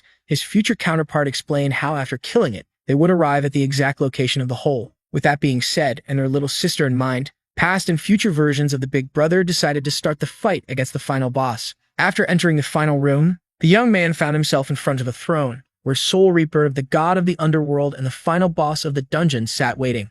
Just then, the entity opened its eyes and looked at our heroes. The plushie explained how they didn't have any intel on this boss in his timeline. As it got up from its seat, the monster pointed out how our hero was alone. Haruto was left shocked as his future counterpart pointed out how this monster was smart enough to be capable of speech. Soul Reaper then praised our hero for coming this far on his own, unlike the other humans who team up against their enemies. With that, both adventurer and boss summoned their respective weapons, and were now ready to face off. Soul Reaper affirmed that he was the ruler of the underworld, and that he would inflict the most lethal curse upon our hero. The plushie then claimed that his timeline knew about this monster's weapon, as it was the curse commanding divine scythe, which possessed powerful illusion magic along with several debuffs, making it extremely lethal. Yet the young man couldn't care less, as he quickly located its weak spot, seeing how he was determined to slay it regardless. He then used his quick body in order to charge at the monster, who couldn't help but be shocked by his quickness. Soul Reaper decided to counter with his scythe, quickly hitting the young man before knocking him away. Haruto then launched himself into the air and prepared himself to strike the core. With that, he threw a dagger at it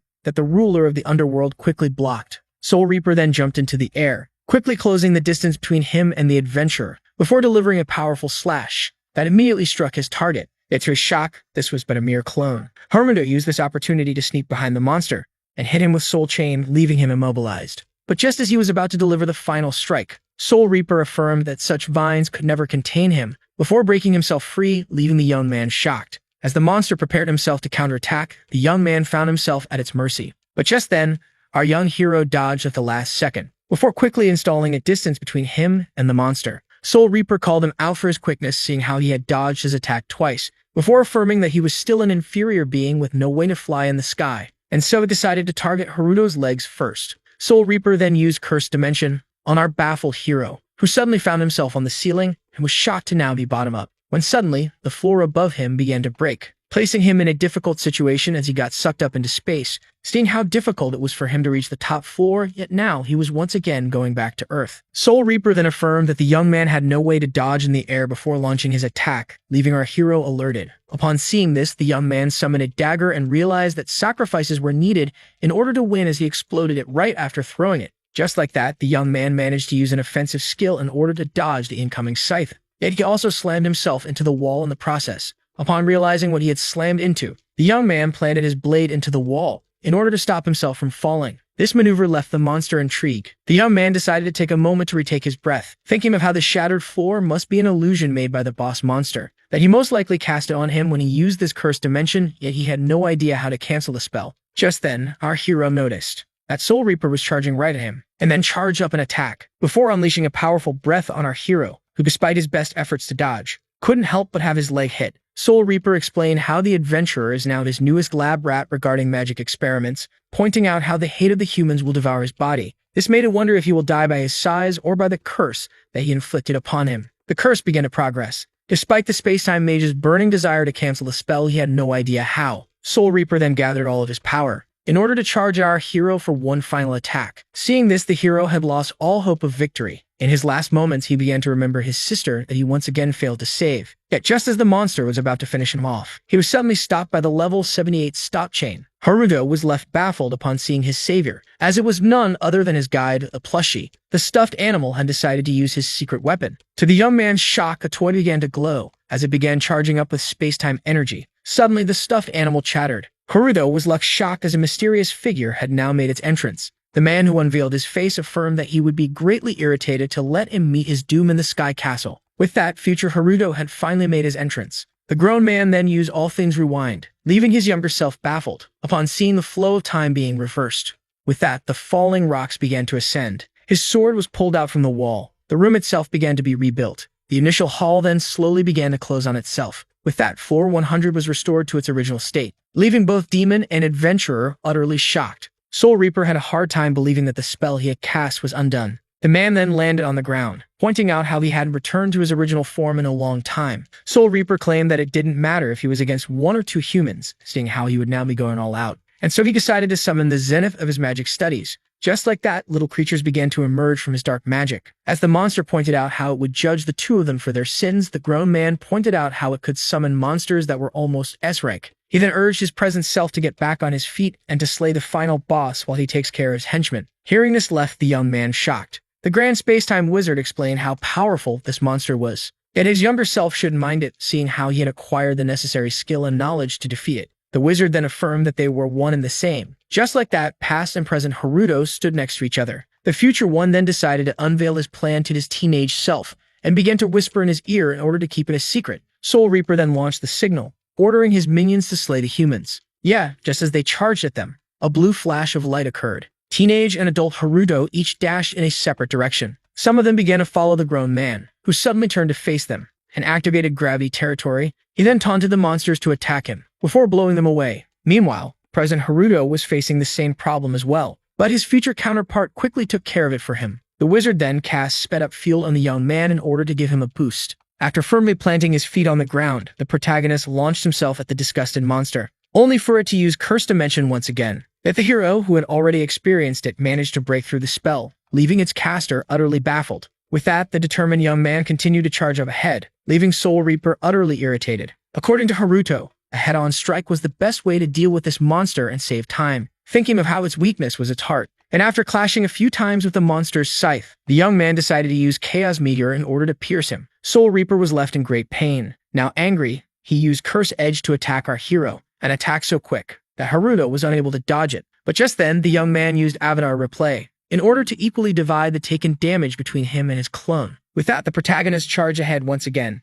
gather all of his strength in order to pierce the monster's heart in one last thrust. The young man targeted this area as it was the weak point of the monster. Seeing how it began to scream in panic, the young man assumed that he was victorious. Yet to his shock, Soul Reaper suddenly cracked a smile. As it turned out, the god of the underworld was heartless. The young man was then hit by the divine scythe. The wizard watched in horror upon seeing Soul Reaper split his younger self in half, while calling them out for assuming that his heart was his weak spot. The monster then explained that he had a skill as the god of the underworld that allowed him to fool humans with a fake weak point, and then began to laugh madly as his opponent fell into two parts to the ground. With that, as it summoned its henchmen, the monster dared the remaining human to attack him. As future Haruto began to complain about the weak point, Soul Reaper explained that something like him had no weaknesses, and that if he had one, it would be the forbidden crown of Hades on his head. The monster then launched his minions at the wizard, affirming that it wouldn't be showing a mercy. Yet the grown man affirmed to his younger self that they were now aware of the true weak spot. To the monster's shock, the boy stood right behind him. Soul Reaper was unable to understand the sudden appearance, so Haruto explained how the one that it had killed was a fake. The cursed clone then began to fade away.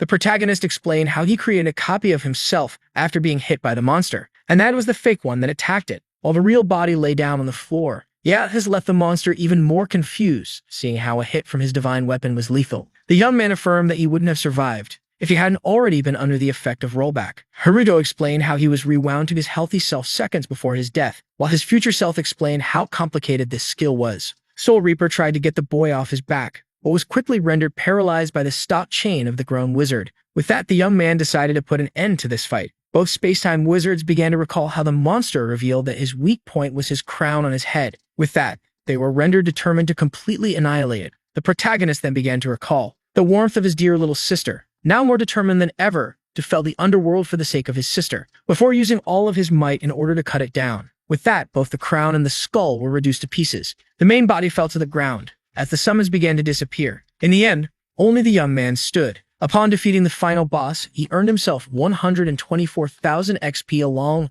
with more than 35 million credits. Just like that, the protagonist was rendered victorious. As the stairs appeared, the future wizards stated that they should now head towards their main destination. Our hero quickly agreed. After taking a look at the grown man walking beside him, the teenager asked if he will also look like this after becoming an adult, leaving the time traveler annoyed by this disappointment. Haruto then called out the man for not revealing his true self and helping him at the beginning of his journey. Yet the future variant explained that there was more to this form than it seemed, which is why he didn't want to use it from the start, before suggesting to cut the small talk, seeing how the space-time hole would be opening soon. With that, the wizard urged his younger self to go at once. Shortly after, the both of them had reached the top floor of the Sky Castle dungeon. Just then, the grown man spotted the space-time hall opening. Inside it, a small figure could be seen, which was none other than the hero's sister. As they gazed into the hole, The older one explained to the youngest how they had 10 minutes before the hole closes. Yet when he flew right ahead, the present version got his attention. The future one remembered that his younger self isn't able to fly yet, and so he created a path for him using sped-up field. With that, both Harutos made their way to the space-time hall, where the little girl was trapped. Our hero quickly called her. Ria immediately recognized her big brother. The young man tried to reach her. He was held back by his older self, who explained how only their magic could be used to get her out from this breach deprived of any earthly principle. The time traveler then explained how he would get inside the breach in order to push her out, leaving his younger self to stop her from falling. After entering the space-time hall, the man resorted to his magic in order to push the girl out. Haruto stood ready to catch Rhea. The little girl had a hard time keeping up. Yeah, just as the boy prepared himself. The breach in the space-time continuum began to get smaller. To his shock, his future counterpart pointed out how odd it is, seeing how the hole should still be open for much longer. As it was about to close, he was left stunned, when suddenly it got reopened. The grown man, who used his power to prevent the hole from closing, urged the young one to get their sister out of here using his magic. So Haruto focused his magic and began to pull her to his side. His future counterpart explained how they had to succeed, seeing how the girl could easily fall to her death or be shredded to pieces if the hole closes on her. With that, the protagonist was urged to get Rhea, which he finally managed to do. Just like that, brother and sister shared a hug for the first time in 2 years. The young man then urged his future self to quickly escape the hole. It was left confused upon seeing him stay inside. The time traveler explained how this is where their paths separate, and how he was unable to maintain his human form upon releasing all of the Chronos factor within his body in order to keep the hole open to the young man. Haruto was left shocked as his guide explained that he had no energy left to escape the space-time bridge. The time traveler then claimed that his younger self was about to still whine all the time and made basic mistakes, and how he was someone that would throw all his growth and progress away due to an emotional burst. He revealed that fighting alongside someone as kind as him was an honor, and so he bid the teenager goodbye as this hole will remain forever closed. The young man tried to pull him out, unable to accept the cruel reality. With that, the time traveler left his dream on our protagonist, urging him to save the world in his place. Upon hearing this, the hero was left shocked, gathered all of his strength in order to prevent himself from crying, as he accepted the time traveler's last demand. The man was then left pleased before turning his gaze to the little girl, and explaining how she was no longer in danger. But to his utter shock, the little Rhea managed to recognize him as her sibling Haruto. Upon hearing this, the man began to remember his sister in his original timeline. With that, he welcomed the little one last time with a genuine smile, before dissipating in the little space-time continuum. Just like that, the hole closed forever. The young man, who was overwhelmed by emotions, began to cry his heart out, as despite having regained his dear little sister, he had also lost his cherished master. A day after saving his little sister at high school of the Adventurer Cultivation Agency, our hero's arrival was awaited. To his shock, 5 girls all rushed at him. Haruto was surprised to see the last year students approaching him. One of them thanked him on her and the delegation of the Student Council President's Victims Association behalf. All expressed their gratitude towards the protagonist. The girls then began to talk about how relieved they were that they didn't have to worry about the pervert that the president was anymore. One of them declared the protagonist as their hero, pointing out how unfair it was to title him God of Plagues. The young man wanted to stop the flattery as he only aimed for a humble life. Suddenly, he was approached by Sakurakuji Izuki, the vice president of the student council. The lady then apologized on behalf of the student council for all the trouble that the president made Haruto go through. Yet the protagonist affirmed that apologies weren't needed, seeing how she wasn't at fault. Yet the lady affirmed that she must atone, seeing how she was soon to become the head of the student council. Haruto was then left confused as he was offered a job to help the school. Sakurakuji Izuki explained how she needed new recruits for the student council, and that she would like to make him the head of the mage security guards. All were amazed by this great offer, except our heroine, who immediately declined to the vice president's utter shock. Yet she didn't drop the matter as she began to beg him. Meanwhile, his childhood friend watched from afar as her comrade tried to calm her down upon seeing the vice president near him. Just then, one of the vice president's friends affirmed that break was almost over. Sakurakuji Izuki used her new position to command the young man to wait for her in his classroom during lunch break. Shortly after, on the roof, our hero decided to check his status window and was once again quite amazed by his stats. Haruto even claimed that he was invincible with everything that he had acquired. According to the young man, this progress shouldn't be surprising, seeing how he had gone through Sky Castle Dungeon and its 5 bosses. He had also acquired an impressive number of credits, which were a sum too important for a mere student to possess, when suddenly, a familiar sound attracted his attention. The new president rushed to the roof searching for him. Yet to their shock, they couldn't find our hero there. The annoyed Sakurakuji Izuki was irritated by the fact that her order was ignored, while one of her comrades proposed to search the gym next.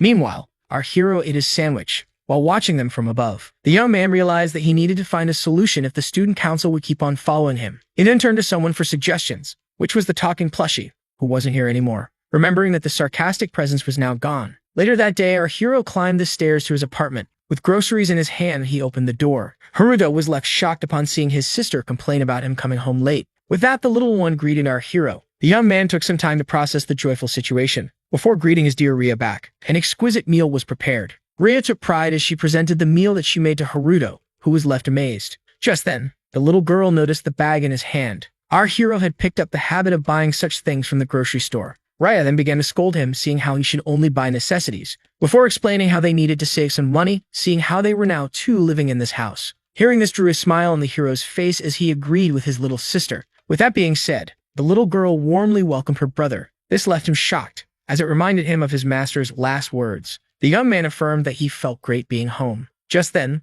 the little girl remembered to do something before eating. The two siblings addressed their dead parents, thanked them for everything, and asked them for their guidance. Haruto was pleased to see how kind his little sister was. Just then, she noticed the last gift she had made for her brother.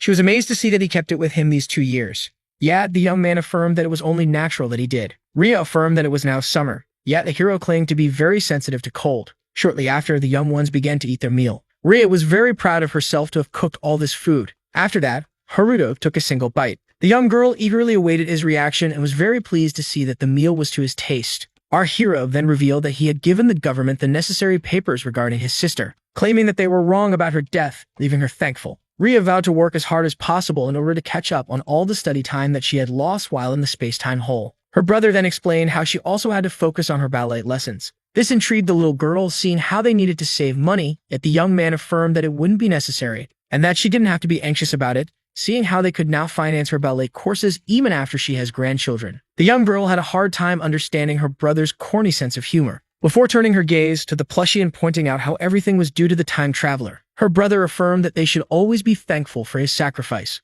Upon recalling how the future Haruto had tasked him with saving the world in his place, the young man began to wonder about how to actually do that. Raya then recalled how she found something in her outfit after escaping a hole. As she placed the blue construct on the table, she asked her brother if he had any knowledge about it. The protagonist was shocked, as this was a message cube, when suddenly it was activated, revealing a hologram of the future Haruto in his plushie form, leaving the young man amazed. The plushie began to explain how he must have met his demise if this message has been discovered, and how his younger self must not have any idea on how to fulfill their promise. The young man was left shocked at how accurate this message was. The stuffed animal then claimed that he had made the necessary preparations for after his death, seeing how he was the greatest of the mages, before babbling about his own awesomeness and how he was worthy of compliments. This left the protagonist a little bit weirded out, seeing how smug his future self was in his message. But was then left intrigued as his plushie counterpart explained how he left a letter from the future version to him inside his storage. The stuffed animal affirmed that this letter was the key to saving the Earth. With that, our hero acquired the item known as Letter F for becoming a Spacetime Mage version 2.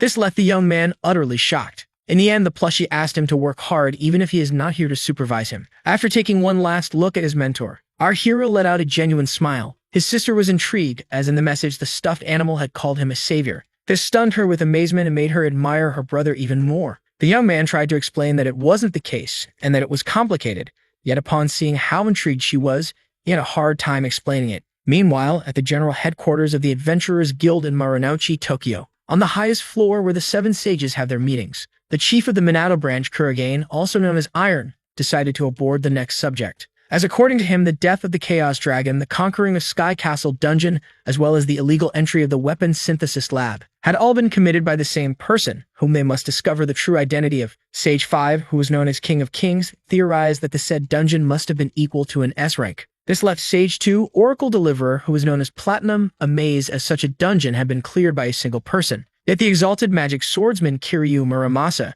who was Sage number 6, explained how this wasn't likely. Meanwhile, the third sage, Triple D, who was named Oz, began to reflect on it all in silence. This matter greatly captivated Omni Elemental, who was the first sage named Q, as it could be seen as a challenge to the power of the guild. Meanwhile, the fourth sage, who was known as Siren the Psychic, was left wondering what kind of malice the infamous culprit had in his heart. Yeah, the last sage, Tellurium, who was known as Akashic Vision and who spoke in a robotic voice, decided to study their mysterious man. With that, Iron explained how every one of them grasped the main idea regarding the mysterious adventurer, and how they should make him join the Adventurers Guild as soon as he is discovered, in order to use his power in the soon-to-be Otherworld War. With that, the meeting of the 7 sages came to an end. And then, after the said meeting, A little girl holding a balloon was happily walking with her mother. Yet, as the mother stopped by in order to admire the flowers on sale, the little girl then spotted a blue butterfly and was immediately captivated by it. And so she began to follow it on the road, when suddenly a speeding truck appeared. The driver was shocked to see a little girl in the middle of the road. The distracted mother then turned her gaze to her child in danger and was left horrified. She then begged her child to get out of the way.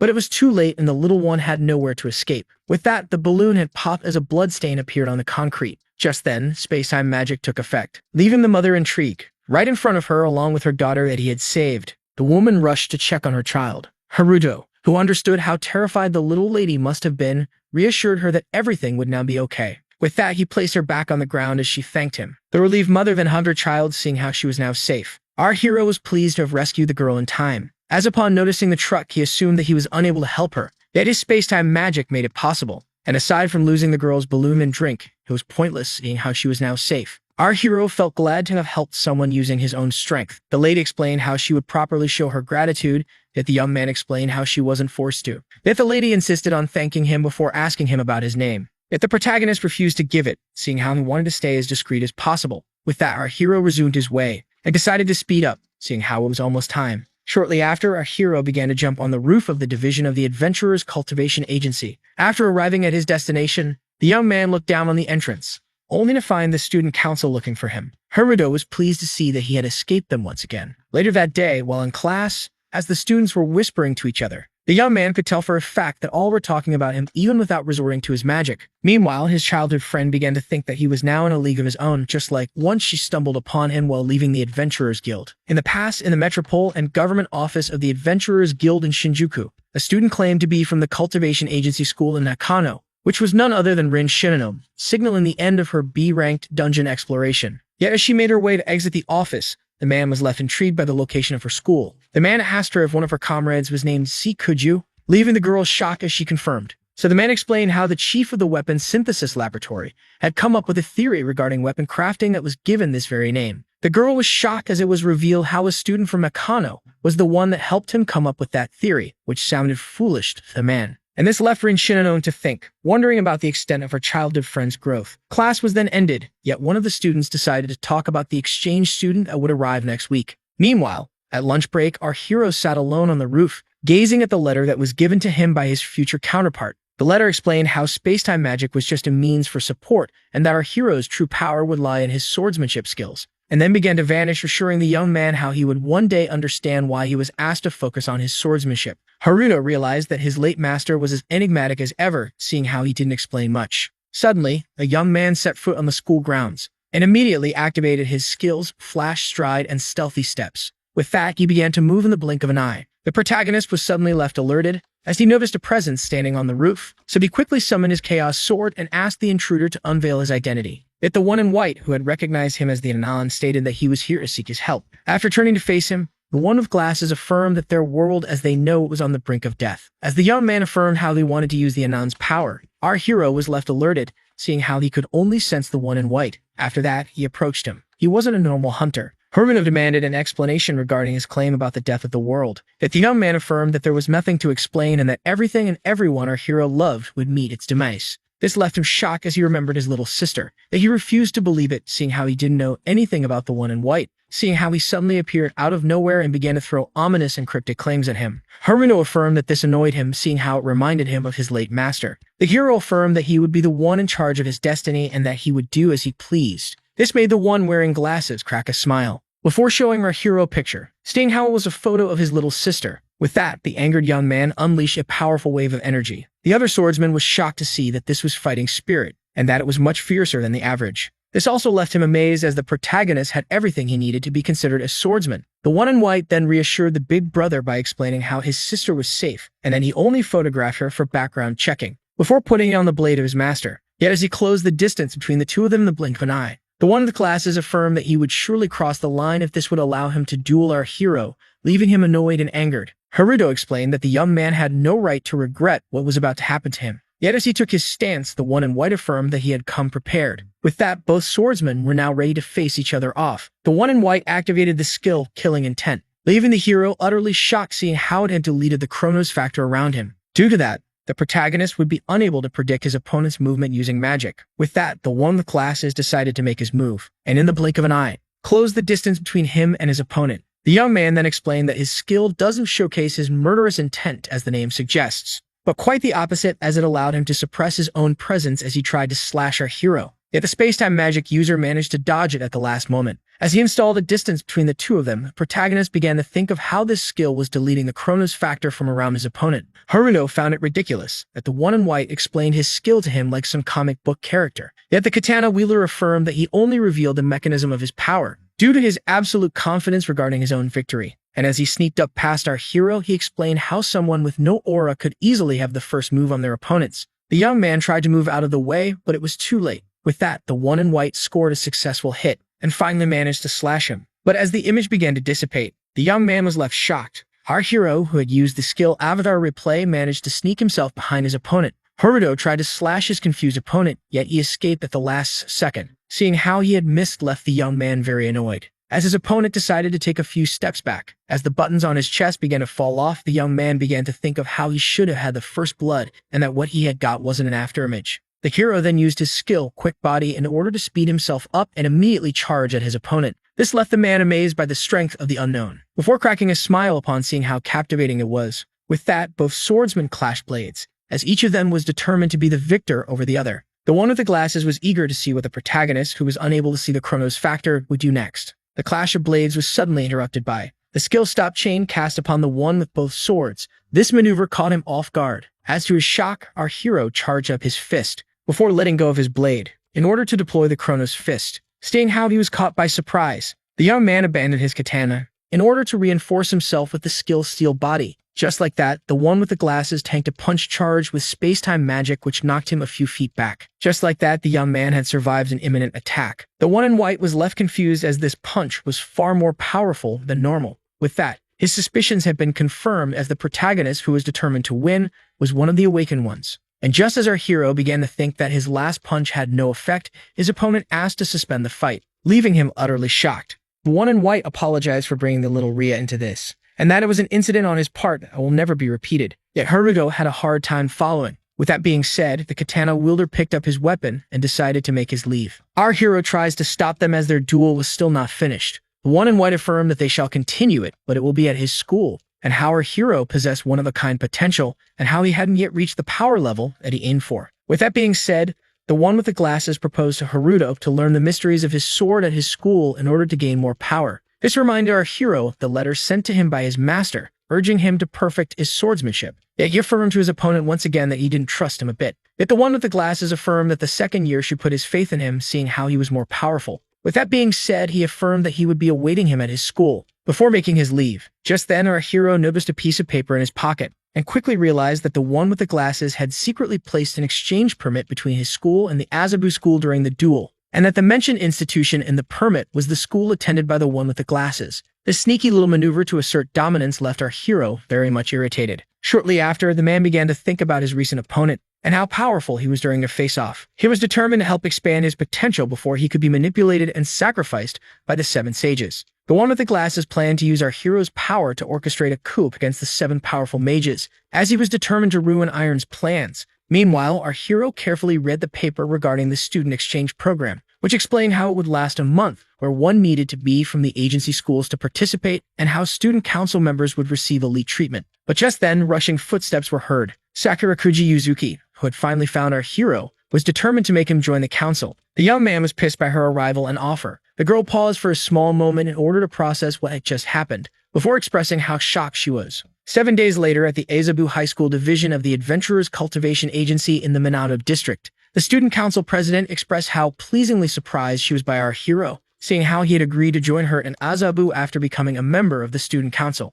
And while the young man claimed that he only did what was expected for his new position, he only joined seeing how it would give him elite treatment within this new establishment. The president then began to explain how many S-ranks had graduated from this school and how it was the best in Japan, and how it required a very high level of magic -70 in order to enroll in it. Sakurakuji Yuzuki then stated that they should work as hard as possible in order to catch up to the rest. With that, both student council members entered the exchange school. Inside, the building had a very futuristic appearance. The president suggested that they should salute the board chairman first thing first. Our protagonist began to observe his surroundings and quickly realized that all the students were gossiping about them, seeing how they were two total strangers inside their school. Then he decided to pay it no mind and just do what he wanted to do. The president nervously claimed that the young man had nothing to fear, seeing how she was with him. And seeing how anxious she seemed, the young man grew worried about her. Shortly after, the exchange students arrived at the chairman's office, and so they knocked on the door before entering the office of the one who was expecting them. The one with the glasses presented himself as Kiryu Muramasa, the chairman of Azabu. Our hero was shocked to see that his previous opponent was the one running the place. The chairman then got up from his seat and welcomed the young ones to his establishment. Kiryu Muramasa explained how this school mostly focused on sword skills and how these days mage and magic were at their prime, and that they were unique even inside the Adventurers Cultivation Agency, seeing how their duels were done by swords instead of magic. The chairman then affirmed that in the month they would be spending in Azabu, he would be making them into the strongest of the school by dueling. This brief explanation left Haruto quite shocked. Sakurakuji Yuzuki, who was caught off guard, explained how nothing like that was mentioned in the exchange student program and was quickly left confused as her junior asked if duels were the only way to fight the chairman once again. Kiryu Muramasa revealed that only the strongest among the students have the right to fight him, the most powerful swordsman, which left our hero pleased, as he affirmed that he will quickly climb through the ranks in order to achieve his victory. Our hero claims to his seniors that he'll do it as fast as possible in order to return home as early as possible. Haruto explained how unsatisfied he was that their duel was stopped midway, and that once their face-off is over, he will return to his school. Kiryu Muramasa affirmed that he had no opposition regarding this, seeing how arrogance and valor didn't matter. In this school, seeing how it only respected the power and strength of swordsmen who want to climb the ranks. The man then opened his status window in order to supply the exchange students with great access and a permit to use the necessary materials and facilities along with their student ID and schedules. After taking a look at his new access grade and place and the ranking within the school, the young man, who wondered if the ranking system in this place was similar to his school, assumed that he should challenge the strongest students right away. With that, Kiryu Muramasa wished them both to successfully climb through the ranks. Shortly after, the student council president began to complain about the recent events, and she wouldn't be partaking in any duel in order to get herself a higher position. So Haruto pointed out that it would be useless, seeing how she was a new president. With that being said, the protagonist assumed that the best way to become number one would be to explore the places that the strongest students frequented, and after some searching, our hero managed to find the right place. The girl was shocked to see that they were now in the 2F cafeteria of the school, and assumed that her junior was hungry, which she claimed to confirm. Suddenly, a hologram appeared and welcomed the exchange students. The holographic maze explained how they recommend a balanced breakfast to the students, seeing how the school considers it as the base of a good day. As it invited them to eat their fill in the cafeteria amidst breakfast, the hero quickly realized that the hologram had scanned their IDs to give them custom advice. Sakurakuji Yuzuki was impressed by the grand present variety and had a hard time believing that they could eat without paying, making her think that rich schools were different from theirs. And so she decided to attack the buffet, claiming it to be a simple examination, while asking the uncomfortable junior to go on his way. Haruno watched her as she excitedly claimed how she needed to calculate the calories within her diet and how they needed to quickly enroll in the Abazu branch. Our hero couldn't help but find the new president to have an odd personality. With that being said, the young man decided to take care of the real goal for coming to the cafeteria, when suddenly a loud sound was heard. Our hero noticed that 3 students were ganging up on a single shorter boy. He asked them to leave him alone. Yet the head of the bullies ignored him, pointing out how such a great sword was wasted on someone like him. The boy demanded his weapon back, yet the bullies from the Radu faction affirmed that this was punishment for sitting in their places. Just as our hero expected it, such low individuals existed everywhere, even in such elite schools. Seeing how teachers couldn't cover the entire establishment, cafeterias were ideal for bullying, yet this pleased our hero as it spared him from the task of searching. The bully then pointed out to the boy that only those who are ranked 99 or above had the right to sit in his cafeteria. Yet the boy found this completely ridiculous, seeing how he should have a choice regarding where he sits to eat. Yet the bully affirmed that it does. Our hero was left shocked upon seeing that the young man had the same title that he once had in his school. The bully then pushed the bullied one to the ground, as all began to whisper in silence, unable to intervene. With that being said, the space-time winner decided to make his move. The bullies then decided to sell the sword for profit, claiming that it was wasted on someone as weak as the young man. Yet, as they ordered him to leave, he urged them to return his weapon at once, as it was a very precious gift from his father. This annoyed the bully, who affirmed that he couldn't care less about the student's personal affairs as he tried to punch him. But just as the little one prepared himself to get hit, he was left surprised, as the punch had been blocked by the protagonist. The bully, who was left stunned, demanded to know the identity of the one who easily stopped his strike. Haruto presented himself as the new exchange student and quickly asked about the whereabouts of the strongest students in the school. Yet upon seeing how the bully was refusing to answer him, he quickly reinforced his grip on his hand. The student was now in pain as the protagonist explained how someone as impulsive as him was the most likely to tell him what he wanted to know. The bully's friend watched in amazement. With that being said, Haruto asked the student once again about the whereabouts of the strongest in the school, leaving him quite terrified. But just then, the protagonist felt a blade close to his neck trying to stop him, and so fearing for his life, he decided to back away. The space-time user couldn't understand it, seeing how he felt a transparent sword that was about to slash him. The leader of the raided faction known as Raid Nobunaga was here to defend his men. That's a good thing. This young man was a last-year student and the third strongest swordsman in the Azabu school, as well as the head of the kitchen-style school and a faction leader. Despite the school despising his behavior, the young man was almost as strong as the #1 student and a solid candidate to be a future instructor. The bully boy couldn't believe it, as someone as grand as this swordsman was now in a tense situation with the new exchange student. The leader of the faction demanded an explanation regarding the situation, so Haruto explained how he was just saving the boy from the students that were bullying him. Hearing this, he turned to his men and asked them if he was lying. The bullies denied Haruto's story, claiming that they were just trying to get seats for the faction. With that being said, the leader smacked the boys, leaving the boy and the hero shocked. After knocking him out, Raid Nobunaga affirmed that their eyes betrayed them when lying, before picking up the blade and apologizing on behalf of them for the bad behavior that they had showcased. Our hero, who was caught off guard, affirmed that this apology wasn't necessary. The leader of the faction then immediately returned the stolen katana to its original owner. The amazed boy thanked him. The protagonist was shocked to see that someone as righteous as Raid Nobunaga was the one in charge of the three boys. The faction boss revealed that despite his desire to forget everything after apologizing, he affirmed that he was unable to, seeing how the honor of their faction was now at stake. And so he challenged the protagonist to a sword duel. The boy urged him to decline, seeing how Raid Nobunaga was one of the three strongest students in the school. Yet to his shock, our hero immediately accepted. This pleased the third-year student, who proclaimed that he would be awaiting in the arena at the end of classes. With that being said, the young man nervously asked our hero if he wouldn't be harmed, stating that it was foolishness to accept the challenge of one of the school's strongest. The hero decided to ask the boy a question of his own. Haruto asked him if he wasn't angry by the way he was being treated, before affirming that the low-like students would keep on harassing him until the end of his high school life. Yet the boy nervously explained that he just had to patiently endure it until it ends. Just then, blue magic came out of the boy's blade, which surprised our hero, and so he decided to read the flow of time and was left amazed by what he had found. With that being said, he decided to ask the young man a real question regarding his actions when his dear blade was taken away. Our hero explained how he acted recklessly after being the victim of injustice, driven by impulse. Haruto, who had a past similar to the boy's present, asked him if he was really going to not fight back. After thinking for a short time and gathering his courage, the boy affirmed that he couldn't take it anymore, that he wanted to get his revenge on the bullies and teach them what happens when they steal his sword. With that being said, our hero asked the young man for his name. Just like that, Kuju Haruto and Ibuki Mitsurugi introduced themselves to each other. The protagonist stated that Ibuki should also challenge a specific someone to a duel, and that this specific someone was the very guy that stole his blade, leaving him quite surprised. Haruto then reassured him by stating that he would do his best in order to guarantee them both victory. Ibuki Mitsurugi decided to place his faith in the student when suddenly our hero received a message. It was from the student council president, who wanted to know his location, seeing how she was still enjoying breakfast. This message that broke the mood greatly annoyed our hero, as the time for our hero's duel in the waiting room of the arena. The student council president began to scold him for picking a fight with one of the top-ranking students on his first day. Our hero struggled to explain, and claimed to have had a long day, yet the president affirmed that this explanation wasn't enough. So he recalled the words of the chairman urging them to get to the top rank, and that it was faster to just challenge the third strongest student.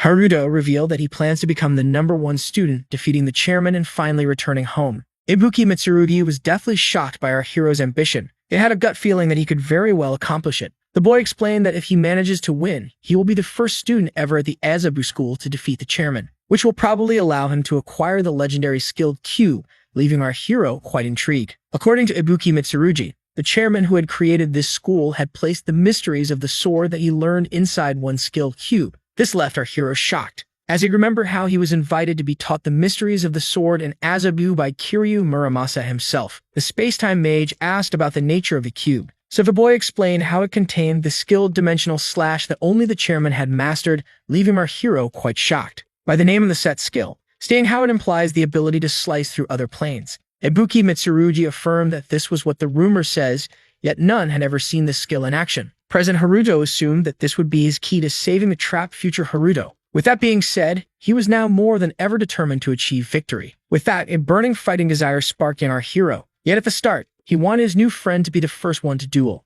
Ibuki Mitsurugi decided to take the challenge head-on, unsure of it, seeing how his opponent had almost beaten him up for challenging him. And so he asked our hero about his great plot to guarantee him the win. Haruto affirmed to Ibuki that victory shall be his if he obeyed his words. And so he asked the boy to let him examine his sword. Shortly after, numerous students had gathered in the arena in order to cheer for the upcoming fights. The first one opposed the bully and the bullied in a sword fight. The bully then called out his victim for daring to challenge him, before affirming that he would make him suffer for his actions, leaving him quite alarmed. Meanwhile, from the audience, the student council president expressed how doubtful she was about Ibuki's victory. Yet our hero reassured her by stating that the win was guaranteed, and that their new friend was totally capable of achieving victory. Back in the waiting room, our hero advised the boy to quickly draw out his sword at the start of the fight in order to perform a drawing slash without thinking. Ibuki was confused seeing how short the plan was. The protagonist confirmed, stating that there was a high chance of the bully charging at the beginning of the duel, seeing how he perceives Ibuki as a weak, small person. According to our hero,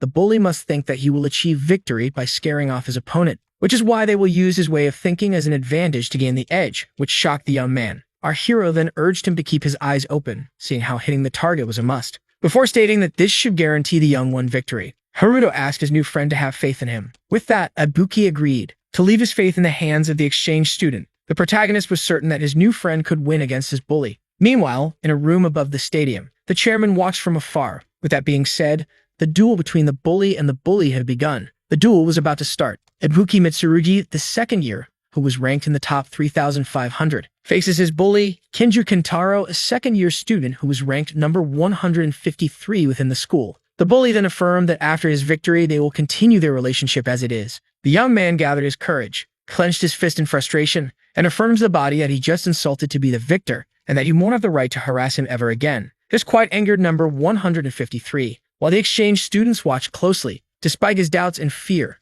the young man prepared himself and took the drawing sword stance at the start of the duel rank. While his opponent reached into a pocket dimension in order to pull out another blade, seeing how his main purpose was to dual wield, the hero, who realized that, assumed that number 153 must be someone of great skill. Yet in reality, he was a complete amateur as he charged at his opponent. Ibuki realized that the duel was going just as his new friend had predicted it. He then focused his gaze on his enemy just as Haruto advised him, before performing the drawing slash. The attack was so quick that the bully couldn't believe it, and despite his best efforts to block it, he was left shocked upon seeing his own weapons getting sliced. Just like that, number 153 had been blasted into the wall. As he began to cough blood, his two friends were left baffled, while his leader was unimpressed. Just like that, the boy had achieved victory. The student council president was happy to see him win, while our hero, on the other hand, wasn't surprised, seeing how it was enchanted. This left Sakurakuji Yuzuki quite intrigued. The hero, who used his power to read the flow of time, quickly realized that his new friend's weapon was imbued with a very rare, powerful effect, and that he and Ibuki didn't share the same magic restraint, but instead the boy's power had been constantly absorbed by the sword. The enchanted weapon also possessed the ability to release the stored power in a single strike, and since its wielder hadn't defeated a monster for the 3 years he had carried it, it had accumulated a grand amount of mana. If for a mysterious reason, Ibuki wasn't informed that his weapon was a magic sword. But regardless of everything, our hero was still pleased to see his friend win. Later on, the boy expressed his gratitude towards his new friend for guaranteeing him the victory. Ibuki Mitsurugi revealed that he had been feeling amazed ever since the protagonist had set foot in Abazu. Yet our hero affirmed that the boy only achieved victory by his own power and decided to inform him of the true nature of his force later on. With that being said, the time for our hero's duel had come. Just like that, he and Raidu Nobunaga were now face to face. As the head chairman watched with great interest, the leader of the faction declared that he wouldn't be holding anything back, seeing how the honor of him and his men was at stake. Haruto affirmed that he didn't expect anything less. With that, the both of them drew out their swords, and were now fully prepared as their duel was about to begin. With that, the confrontation commenced. To our hero's shock, his opponent wasn't making a single move, seeing how relaxed the third strongest seemed. Haruto's friends watched in intrigue, while the members of the faction were left smiling. The chairman seemed to have a certain idea about the situation, yet our hero was left clueless, seeing how his opponent had left himself wide open with a rather poor stance. Yet despite that, he decided to give it his all against him, and just as he charged ahead, he suddenly felt alerted as the young man gazed into him. Just like that, the same murderous intent that he felt in the cafeteria had returned. Our hero then stopped himself and used Eye of Time. Yeah, just as he expected, there was no chrono factor around his opponent. This made him realize that the elite of Abazu could use the killing intent of their master, which makes his prediction based on the flow of time pointless, leaving him in a tough spot. After judging that the distance was well enough, the leader of the faction took a deep breath before unleashing the secret technique of the Kishin. a powerful slash named Aesthetics of Nature was unleashed, an attack so powerful that it easily cut through the ground. This left our hero shocked as he was now surrounded by invisible slashes, yet he managed to dodge at the last second by jumping into the air. But just then, he appeared in front of him. His opponent then pointed out how the air was the only way to avoid his slashes, before launching another attack with his katana, that the young man immediately blocked using his chaos sword. Rada Nobunaga was then left quite intrigued as he noticed the protagonist imbuing his fist with mana. The young man then quickly used the defensive steel body in response to the offensive skill Chrono Fist. With that, number 3 tanked the powerful space-time punch and cracked a smile. Our hero was left baffled upon seeing that his opponent was rendered unharmed by his attack. With that being said, each of them took a few steps back. Rada Nobunaga expressed how amazing it was that the young man could take on his secret technique. As the faction leader began to praise him for his skills, the protagonist was left amazed to see him come out unharmed from his space-time punch. The third-year student affirmed that his fighting style also relied on a well-trained body as well as short swordsmanship, and that his effortful flesh is then turned into a sharp plate. The hero took a moment to retake his breath and decided to rely on his instincts, the flow of time. Rada Nobunaga was shocked to see that his opponent was now only thinking higher thoughts, and so he decided to imitate him. With that being said, each of them used speed-enhancing skills. Just before that, Haruto charged at his opponent, yet the third year evaded his slash by a hair, before deciding to launch a counterattack that the space-time user managed to parry. Our hero then jumped back, before trying to slash his opponent, who successfully managed to evade his attack by a hair once again. Rada Nobunaga then switched his katana to reverse grip, before planting it on the ground in order to gain some momentum. For the sole purpose of kicking our hero away, Haruto managed to stop himself mid-course. With that being said, the both of them stood face to face once again, and despite acknowledging his opponent's power, the protagonist was more determined than ever to achieve the win. Out here, he gathered all of his strength in order to clash blades with his opponent once again. Rada Nobunaga then swung back his blade, before delivering a powerful slash that our hero escaped at the last moment. Haruto then decided to go for a vertical attack that the third year blocked with ease, left impressed by the scale demonstrated in this duel, which wasn't surprising from the faction leader, but utterly amazing from the exchange student. And while the student council president began to panic due to the recent events, our hero's new friend grew worried about him. The bullies of the raided faction began to cheer for their leader. The protagonist was determined to win by all means. All of this in order to save his lost master in the space-time hall. Seeing how determined his opponent was, the young man was left intrigued and assumed that he must be fighting for what seems to be a losing cause. Despite having admiration for such devotion, Rada Nobunaga affirmed that victory shall be his as he deployed emerging aura that left our hero alerted. With that being said, the third strongest of Azabu charged at the exchange student, thinking of how he was in a similar situation, fighting a tough fight. One day, the 8-year-old Rada Nobunaga informed his mother that he would be going out. She merely asked him to enjoy his time and be careful. After that, he had arrived at school. The boy noticed something odd, as insulting messages demanding his return home were written all over his desk. The culprits mockingly began to wonder about the one who had done such a thing. All began to mock him, stating that what was done to him wasn't an injustice, and that he was a miserable and poor thug. The young Rada Nobunaga had no choice but to live his school life alone. Later, when he returned home, the man demanded from the lady the debt that she owed him. Upon seeing that the lady in question was his mother, the little one was left utterly shocked. Despite knowing that the lady wasn't at fault, the man pointed out how she was fated to become the one that would repay her dead husband's debt.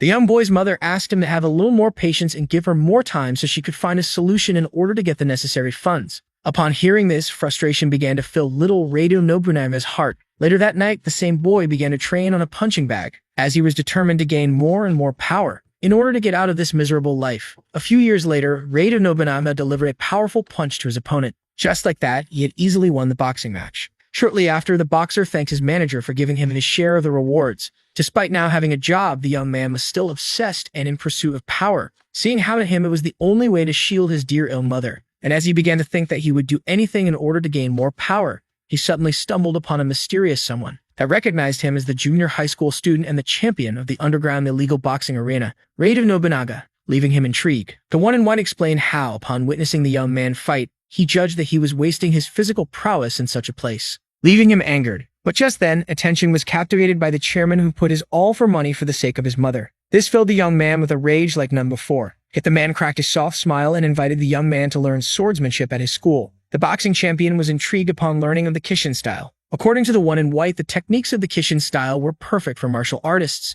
and that he should come and find him after getting a grasp of them. With that being said, the chairman reached out his hand and invited him into the Azabu school, which specializes in sword wielding, before offering a scholarship. Yet the young talented one quickly flung his hand away. stating that it all seemed like a scam to him. So you're just making up excuses now. Yet now more determined than ever, as thirsty for power as he is, Radom Nobunaga began to bleed from his fists upon clutching them so much as he was determined to get stronger by any means. 2 years had passed since he encountered the chairman, and the one who always wanted power since childhood had quickly mastered the Kishin style. He also had his own theory about the reason behind the chairman inviting him to this establishment. Seeing how many delinquents and impolite persons attended the school, seeing how only the strongest sword was allowed to speak, and so he assumed that the one in white wanted him to lead the delinquents. Just like that, the Raided faction, which was entirely composed of thugs, came to light under his command. Yet the powerful swordsman couldn't help but find the chairman suspicious, and yet he taught him a way to earn a living. Just like that, he and his mother were debt-free, which left the young man very thankful to the chairman.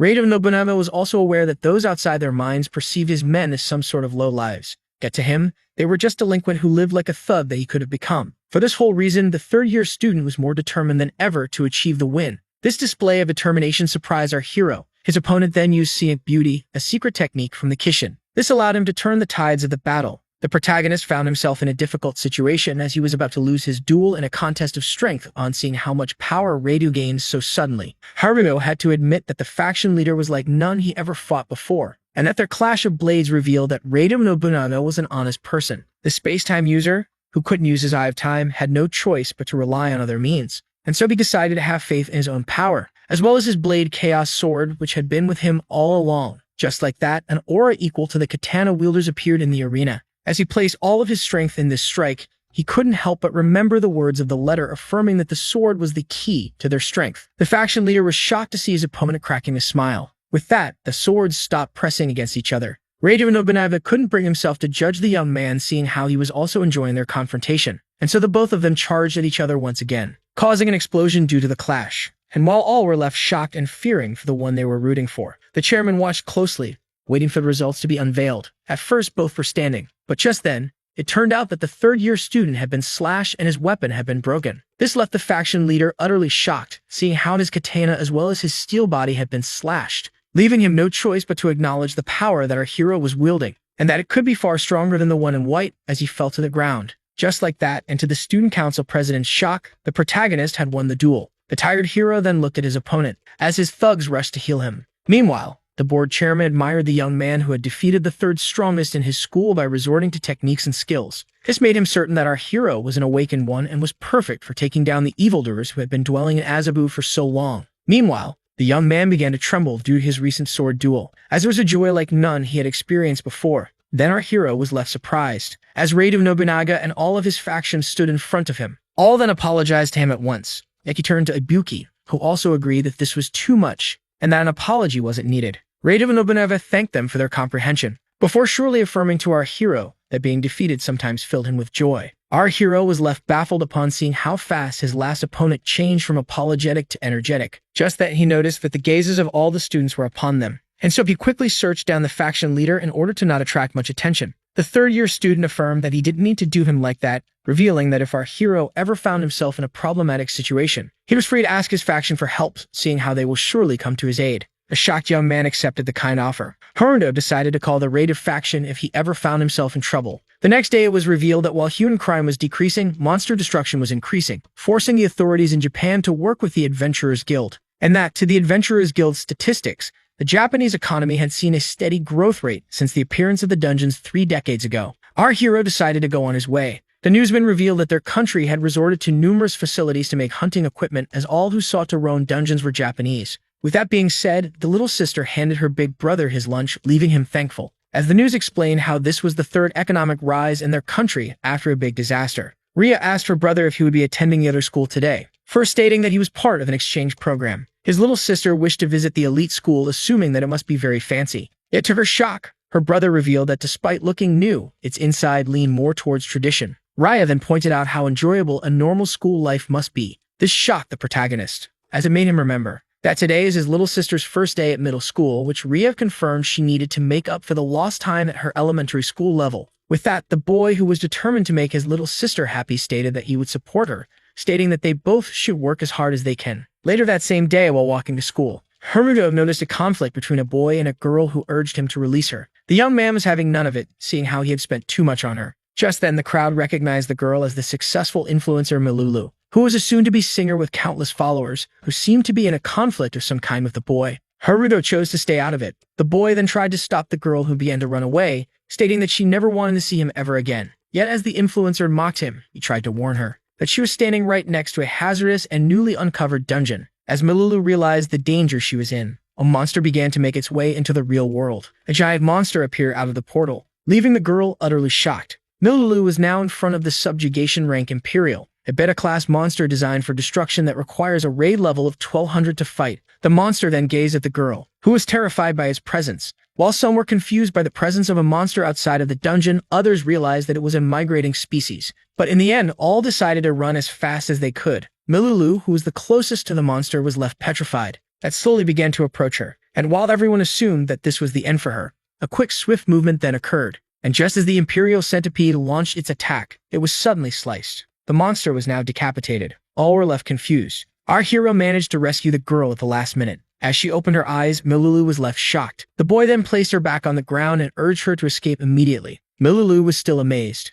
Despite wanting to live a normal life, the hero's consciousness wouldn't allow him to let the people be carnaged by the monster, when suddenly he was left stunned upon seeing the head that he had just cut down regrow itself, making him realize that his opponent had the ability to regenerate. Just then, men in red arrived at the scene and introduced themselves as members of the Adventurers Guild from Minato. All urged the young Haruto to flee while he could in order to spare himself a cruel fate. Upon realizing that they are up against a beta-class monster who is a subjugation rank, and that they were under-leveled, they realized they were no match. One of the men stated that they should request backup from the Seven Sages, yet the other affirmed that it would be pointless, seeing how they would arrive too late. Our hero was then left stunned upon learning that despite being outmatched, the adventurers would take on the monster for the sake of the citizens. Just then, the Imperial Centipede charged at the humans. Yet just as they began to fear the worst, it was suddenly immobilized by none other than Haruto, who used Stop Chain Level 2. All were left amazed by this grand feat. The protagonist was well aware that keeping a low profile was now the least of his worries,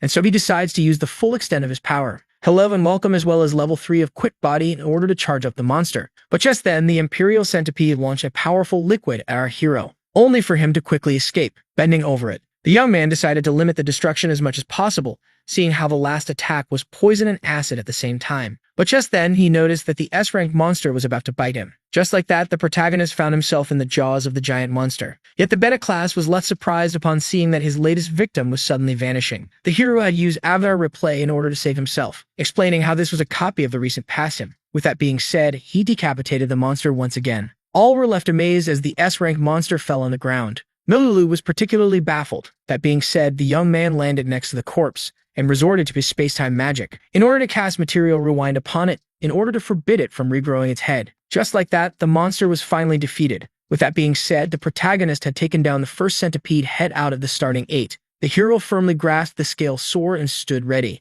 An Imperial Centipede then charged at him, only for him to dodge it at the last second, before jumping above it, high into the air while charging a powerful attack and unleashing his strength all at once, in order to deliver a powerful slash that resulted in quite the damage. The young man kept on rushing through the battlefield. He had already destroyed 5 of them. Meanwhile, the adventurers were left baffled by this power, seeing how he seemed like a mere student from high school. But just then, our hero was left alerted, upon seeing a bright light forming right in front of him. The 3 remaining monsters were each preparing a powerful beam, and the attack was quick and the target was one. Yet it wasn't enough to impress the protagonist, who swiftly dodged the attacks. His eye of time allowed him to easily predict the movement patterns of the attacks in front of the monsters and didn't go unnoticed. Just then, something came out of the ground. Haruto was being the target of a sneak attack from underneath. Just then, our hero recalled his last duel, and how his opponent activated Sealed Body that allows him to enhance the durability of his physique, and that the one in white also resorted to this technique while thinking that his own lacking points were endurance and durability. Haruto decided to take a different approach, seeing how he usually evades every attack, causing him to burn too much stamina. And so he decides to apply the principle of Chrono Fist in a different way by channeling his Chrono Factor within. Only this time he wouldn't be using it as an offensive skill. Upon seeing the result forming, the hero was left pleased as his plan was going smoothly. Just like that, the skill Chrono Guard was created. Upon seeing how his attack was blocked, the S-rank monster was left shocked. With that being said, our hero decided to counterattack, as he switched his shield for his Chaos Sword and charged at the beasts. The 3 monsters were then left confused as the attacking enemy managed to mysteriously make a copy of himself that kept on charging at them. With that being said, Chaos Meteor had been unleashed. The citizens watched as a great explosion occurred. In the end, only Haruto was left standing. Just like that, the monsters had been slain. This feat allowed our hero to increase his level as well as his swordsmanship, on top of allowing him to get more than 5 million credits as well as a new skill cube. And while the one from the Adventurers Guild was left speechless, Milulu couldn't help but admire our hero's prowess. With the panic coming to an end, our hero could finally catch his breath, and the adventurers immediately expressed their gratitude towards him for saving them. With that, he was invited into the Adventurers Guild of Minato. One of them even stated that he should be the one in charge, leaving the leader a little shocked. Yet upon seeing him decline, the adventurers insisted on their offer even more. Seeing how what he feared had become true, the protagonist decided to resort to a trick up his sleeve, and so he began to pretend to consider the offer, leaving the adventurers excited, only for him to quickly escape using quick body and leaving a copy of himself behind. Just like that, the adventurers found themselves talking to a fake, while the real one watched from afar. The hero had used material rewind in order to create a fake image of himself by freezing the light reflecting him. Despite not being proud of how unethical this was, the hero had no choice, seeing how he was in a rush. Shortly after, our hero regained footing on the ground and immediately began to run, hoping to arrive in time, when suddenly someone parried his way. Milulu found our hero. This left the protagonist shocked as his mirage didn't seem to have tricked the one he had just rescued. The influencer then pointed out how this kid, challenging his space-time magic, had run off and left without saying a word after saving her, and so she demanded an explanation. Upon hearing this, our hero was left baffled and intrigued, seeing how he should be the one being thanked. With that being said, the girl asked the boy if there was anything he would like to hear from her. Haruto explained that there was something. To the influencer's shock, the hero began to scold her about running off from someone clingy into a dangerous dungeon area, which she couldn't help but find weird and frustrating. And so she demanded to know what game he was trying to play, and he couldn't quite understand what she meant. The lady explained that our hero must know of her, that's why he was near, as she was certain that she was his secret crush. The influencer began to babble about having 5 million followers on the internet and being, if she told the truth, one of the most famous, and that her popularity led her to soon be a singer, as well as most likely having gotten a primary role in a new major drama, as the last phase of casting played in her favor. Milulu affirmed that her popularity was now at its zenith, yet our hero found it odd that she was revealing so much to him. That being said, the girl proposed to the protagonist to appear in a video of hers. She didn't even finish talking as he ditched her, stating that he didn't have time for this. The girl urged him to stop, and so she began to chase him, only to be left shocked upon seeing that he had mysteriously disappeared. She tried to look for him, yet Haruto managed to escape through the air. The popular influencer was left greatly irritated, seeing how the protagonist didn't seem to show any interest in her. The girl couldn't be more annoyed. Just then, she began to have red cheeks as she looked at the picture of our hero, before realizing that she was in love with the boy that saved her. Milulu was certain that Haruto was an amazing person fated to save the Earth, seeing how this was something that her perfectly accurate Akashic vision had revealed. Shortly after, the chief of the Minato branch arrived at the scene. The man then explained to the citizens that the dungeon had been closed by magic and that they were all now safe, before thanking them for not getting in their way while dealing with the monsters. One of the soldiers then informed the man that too many bizarre events like the recent incident as well as the dungeon of Tokyo Tower had been happening. Suddenly, the man was approached by someone. He asked if he had approached the Anon, leaving the soldier confused. The girl decided to first shed her final thoughts about him, revealing that she took a liking to him to the point where she can't keep his secret. This made Kurogen realize why the board chairman of the Azabu school was so fixated on him. The girl then revealed in a cheerful tone that he made the right call by using a womanizer as well in order to engage the target. Kurogen stated that it must be the truth if the girl's eyes revealed it to her, as she was the last of the sages, Tellurium. The girl then revealed that her main job was influencer and that her spot among the 7 sages was just a part-time. Milulu was certain that she was sure to capture the young man, seeing how she had personally gone after him. Meanwhile, our hero, who arrived at school at the last second, felt a shiver running down his spine. Shortly after class had ended,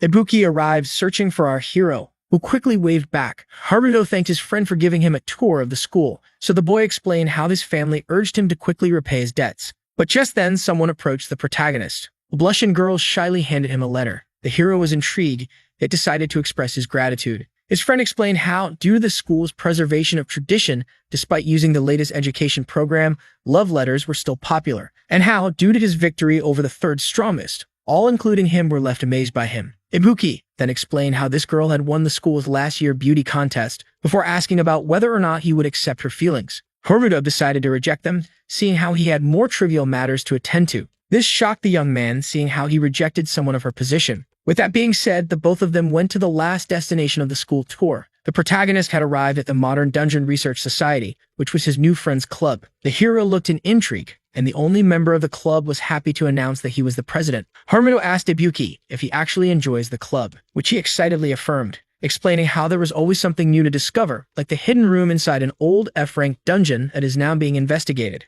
Yet this information didn't surprise our hero, seeing how he had received his power inside the said room. That being said, Haruto asked about the location of the strongest in the school. Ibuki revealed that according to the nowadays group, the strongest and the second strongest were exploring an S-rank dungeon in Shiro Kanadai. Upon hearing this, the protagonist immediately got up from his seat in order to join them and defeat them inside the dungeon. Yet his friend quickly stopped him, stating that only special adventurers had the right to enter the said dungeon, so the young man demanded an explanation. According to Ibuki, there was a high entrance fee to enter the dungeon, seeing how it appeared on the land of a rich man. This intrigued our hero, who was curious about the price. To his utter shock, the entrance fee was 50 million yen. Our hero couldn't believe it as his friend confirmed the required sum. But it was also stated that many valuable resources dwelled inside the dungeon, so one could easily get back what he paid in one trip. This made our hero think of how he wanted to become first place, in order to reach the powerful swordsman for the sole reason of obtaining the dimension slash that would allow him to free his master from the hole. The boy then explained how one must have a partner to enter, which doubled the required entrance fee, and suggested they set this matter aside. This made Haruto intrigued, as well as wondering if his two targets really paid the fee. But the boy explained that they didn't, seeing how they had contacts in common with the landowner. With that being said, the protagonist began to check his status window, leaving his friend intrigued.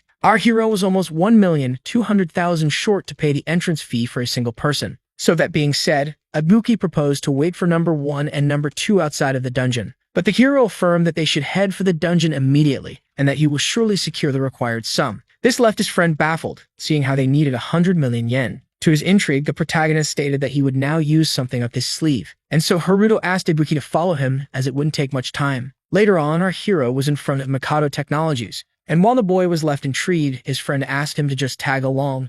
To the swordsman's shock, the protagonist revealed that they are now going to the company president's office. 14 days before this incident, as our hero unpacked his lunch, he and the plushie watched the news stating that Milulu had started her singing career, and the release of Come Adventuring with Miru was now close. Upon seeing the reaction of his future self present, Haruto assumed that they must be acquainted. So the stuffed animal revealed how he shared an unhealthy relationship with her. This left our hero intrigued, as he had some kind of connection with an influencer. With that being said, he asked about the current situation of the stuffed animal's timeline. Future Haruto asked his past self if he really wanted to know all the future. The boy affirmed that he was curious about it. With that, the stuffed animal asked the hero what would happen to his life if the future was unveiled to him, as well as its impact on his progress in space-time magic. It will also affect whether he will one day travel to the past in order to meet his younger self. According to the stuffed animal, revealing the future could potentially make him an entity as omnipotent as the Akashic Records and Flidzjaf. With that being said, he once again asked his younger self if he truly wanted the future to be unveiled. After thinking for a small while, our hero affirmed that knowing what will happen in the future will make his life boring, which is why he declines,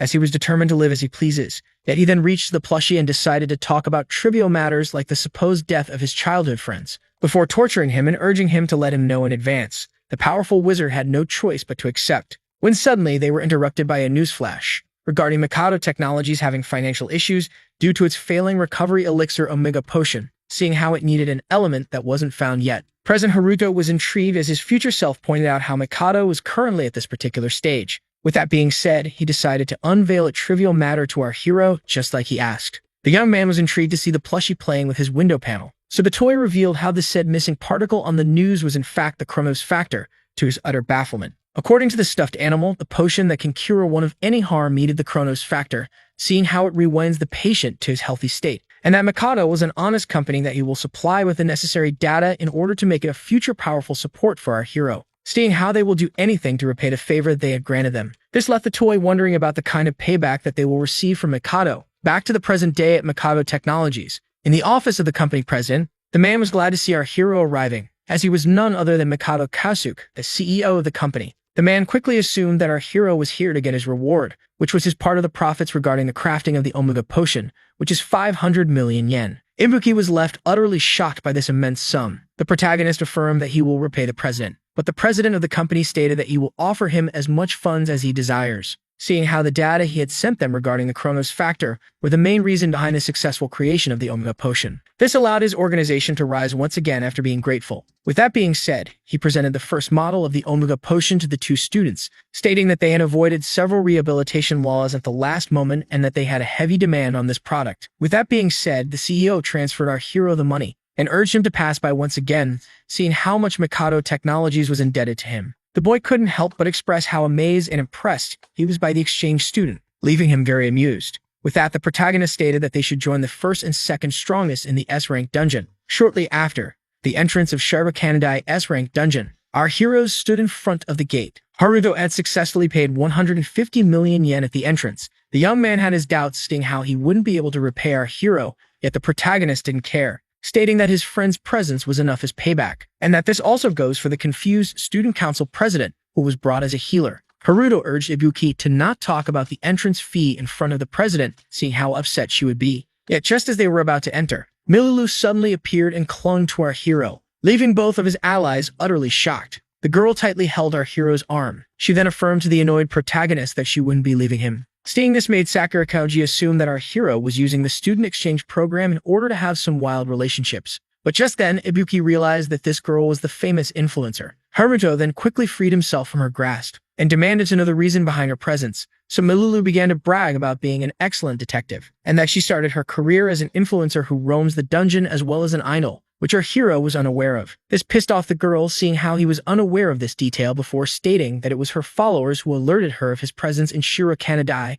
and so she demanded to be part of the exploration team, threatening to badmouth and live as a harasser if he dared to refuse, leaving the space-time mage greatly irritated. And when questioned about the entrance fee, the influencer revealed that her contacts allowed her to enter with ease. This left our hero concerned, as it seemed like the influencer would be joining whether he liked it or not. Milulu was then quickly pissed off as Haruto assumed that she was a healer, so she corrected him by stating that she is a cleric-type mage. With that being said, our hero had no other choice but to let the free spirit join his team. Yet the influencer was left intrigued as the hero decided to force her into a promise. Maru had to promise to quickly retreat in case of danger, while he assured her a safe escape, with her being concerned for his safety. Milulu quickly agreed to these terms. He then turned to the other two members of the party, stating that these terms also apply to them. Haruto was determined to never feel the pain of loss ever again. This quickly made him appear as a true leader in the eyes of Ibuki. With that being said, the party of four decided to enter the dungeon. Just like that, the protagonist was now inside. The hero suddenly felt a mysterious creature heading their way,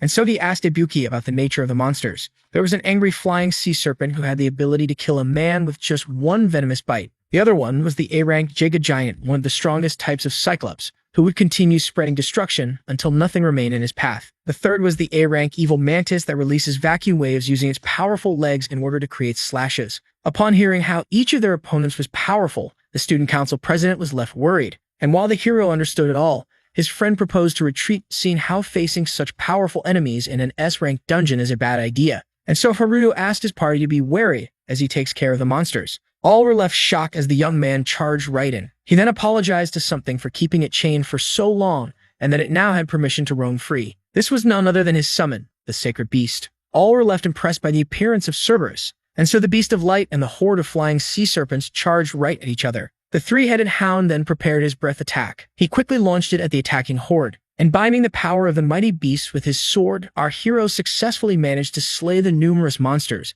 when suddenly he noticed the one-eyed giant charging at them. The monster quickly resorted to his giant weapon in order to smash them, only for this to be a clone made by Avatar Replay. Suddenly, our hero's summon, who snuck up behind the monster, bit him in the shoulder. With that, the giant Cyclops was defeated. But just then, the evil mantis horde began to surround the mighty hound. When suddenly the giant bugs noticed that our hero had jumped into the air, all launched their vacuum slashes at him, only for him to escape each and every one of them without any problem. He then changed the grip on his blade. Before stabbing the giant bug in the head, Haruto then turned to the others, and resorted to his chrono ray in order to kill them all at once. With that, all evil mantises have fallen except one. Suddenly, the monster turned his gaze to the student council president, leaving her intrigued. Just then, the monster tried to get rid of the healer, only to be left amazed and stunned upon being slashed in an instant. Like that, the last of the insects had been split in two by our hero. With that, the young man called off his blade and praised his three-headed hound for being such a helpful summon. Upon seeing how friendly the three-headed dog was with his master,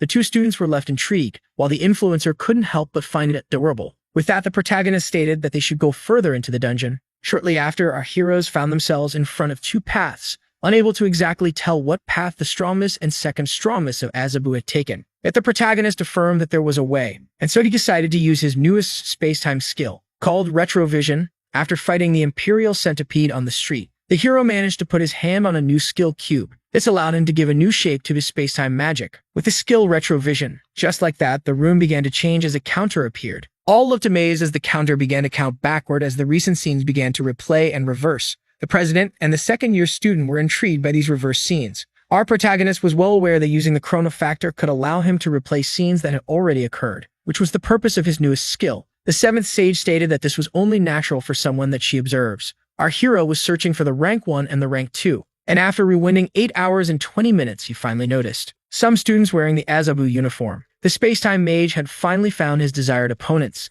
and seeing how it was now 8 o'clock at night and 12 hours had passed since then, the two students must have passed by here at 8 in the morning. Yet this reasoning left him concerned as they should have exited the dungeon a long time ago, as well as the staff who didn't seem to really care about them. The hero then assumed that he might be jumping to hasty conclusions. With that, Retrovision was turned off. He declared to his party that they should go left, seeing how his future opponents went there. Ibuki couldn't help but be amazed by our hero's fantastic magic. This feeling was also shared by the student council president, who thought that they should both do their best in order to honor their school. Yet Midoriya seemed to have something else in mind. She then revealed that the right path had more treasures than the left one, and that they should go this way, seeing how the whole purpose of dungeon raiding was for one to quickly form himself a wealth. Yet our hero declined, stating that she was free to go right alone. He then explained to the shocked girl how she could come back to him immediately or flee if she sensed any danger, making her claim that she was joking. The girl then cracked a soft smile, as she couldn't help but acknowledge how kind the Haru-kun was. This new nickname shocked and intrigued our hero as his party went to the left corridor. Shortly after,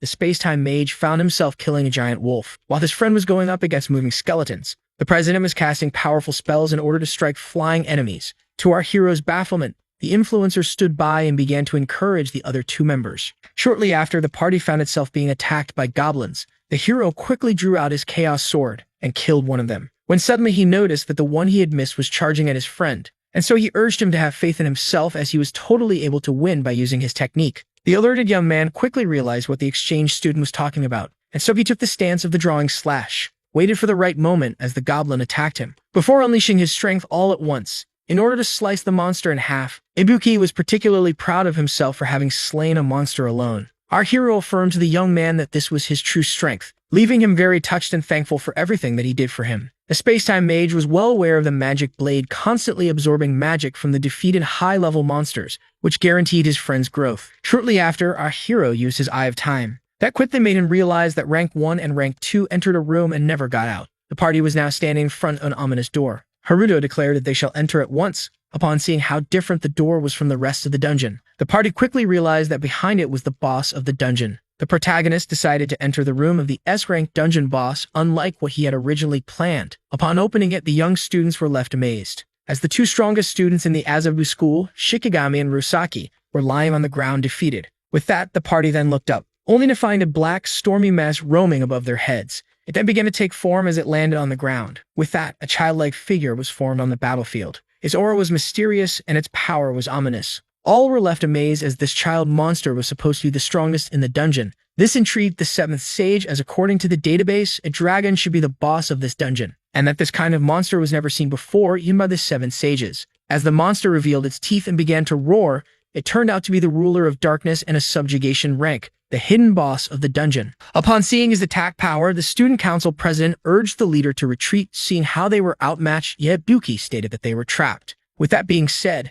the influencer asked the hero about the plan, yet he affirmed that there wasn't much to talk about, seeing how his plan was to become the strongest in Azabu, and that the monster that defeated those who currently hold the title was right here. He had no choice but to quickly defeat it, leaving the influencer shocked. Just like that, the protagonist charged at the ruler of darkness, only for her to charge a powerful attack, leaving our hero startled. Just like that, a powerful beam of darkness had been launched. The space-time mage quickly resorted to his quick body in order to successfully evade the beam. With that, he sliced off the monster, only for it to quickly regenerate. To Haruto's shock, the ruler of darkness then decided to launch a powerful breath beam. Realizing that he was now in a tough situation, the hero had no choice but to resort to his stop chain in order to immobilize the incoming attack, only for his shackles to quickly shatter, leaving him to dodge the attack at the last second. Haruto tried to take it down using Chrono Ray, allowing him to successfully blast holes into the ruler of darkness, only for it to immediately regenerate once again. The young man couldn't be more irritated as his opponent was still unharmed despite all of his attacks. Suddenly, he was caught off guard by the monster's giant jaws that managed to bite him off, to his party's utter shock, only for it to be a copy created by Avatar Replay that allowed our hero to escape. Chrono particles then began to come out of the ruler of darkness's mouth. With that being said, the space-time mage decided to resort to the light powers of his Chaos Sword in order to strike the head and body with Chaos Meteor. All assumed that he had finally scored a successful hit, but to our hero's shock, the black mass began to flee, only for it to reform the monster right away. Haruto couldn't be more annoyed as even Chaos Meteor was rendered useless. Suddenly, the student council president was left horrified, as blue spots began to appear on the monster. As more and more blue spots appeared, the monster began to grow, allowing the hidden boss to gain a new form. This left the space-time mage utterly baffled as his opponent had used all of his attacks in order to reinforce itself. With that, he began to remember the plushie and wonder what it would do in order to defeat it, but decided to quickly shake the idea off as he had no time for it, seeing how he had to find a way to slay the hidden boss. And while the party was left concerned, the seventh sage resorted to her Akashic Eyes. The monster, who had gained a new form, lifted up his claw and quickly attacked our hero, who dodged at the last moment. The monster then began to mutate its body, allowing it to stretch its body in order to unleash a sneak attack that caught our hero off guard, leaving him no choice but to use level 2 of Stop Chain. With the fist of the monster being immobilized, the protagonist used this opportunity to charge at the beast and cut its top off. Yet it regenerated once again, before growing in size. Haruto was now in a tough situation as his attacks, which couldn't harm the beast, only made it even more powerful. Seeing how physical attacks were useless against the ruler of darkness, the protagonist quickly realized that it was his worst match, seeing how he uses a sword. Suddenly, our hero was left startled upon noticing the hidden boss morphing once again. The ruler of darkness had now turned himself into a giant sword, before quickly attacking our hero using his new form. The young man who blocked the slash at the last moment was blown away by its quickness, before being blown away by the black sword itself. This scene made the young boy rush to his friend's aid, yet the protagonist urged him to stay away, seeing how the monster was too quick for him. With that, Ibuki froze in place. But then the young man apologized for being useless, while the student council president decided to cast some buffs from afar. Haruto thanked her for her aid, and realized that this battle was hard to win, seeing how he had to protect his party from an opponent that could be damaged. Yet just as he began to think how difficult this situation was, he was shocked to see the influencer standing right beside him. Mirror stated that he should attack where she tells him to aim,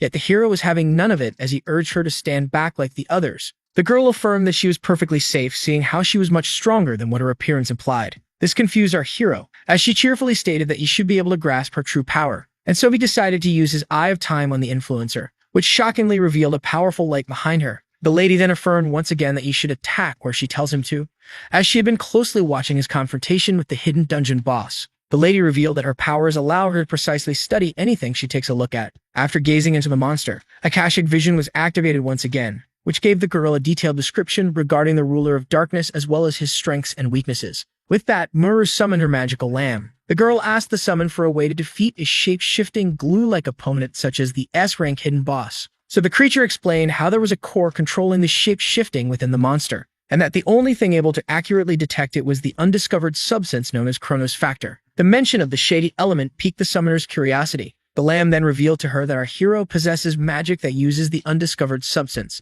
as Mura pointed out how expected it was for the protagonist to have the Chronos Factor. Our hero was blown away by the fact that he had been discovered by her. The seventh sage pointed out that this was only natural as she had been studying him all along, and so she asked the protagonist to have faith in her as she would guide him to victory, by whispering the right way to defeat the hidden boss in his ear. Just then, the monster began to morph, transforming itself once again, and so Haruto let out a relieved sigh, as he decided to place his trust in the influencer, which quite pleased her. Just then, the S-rank hidden dungeon boss launched itself at the protagonist at high speed in the form of a lance. Upon seeing how fast the dark weapon was heading Haruto's way, all assumed that all was lost. But Haruto quickly jumped in order to make the first move, and so he gathered all of his strength in order to deliver a powerful blow. A few months earlier, the sage informed him that the monster's core was inside it, and that it couldn't be found by using magic. And that despite normal mages being unable to locate the core, our hero, who was a space-time mage, shouldn't have any problem, giving him the edge over the monster. Back to the present, our hero had sliced off the lance,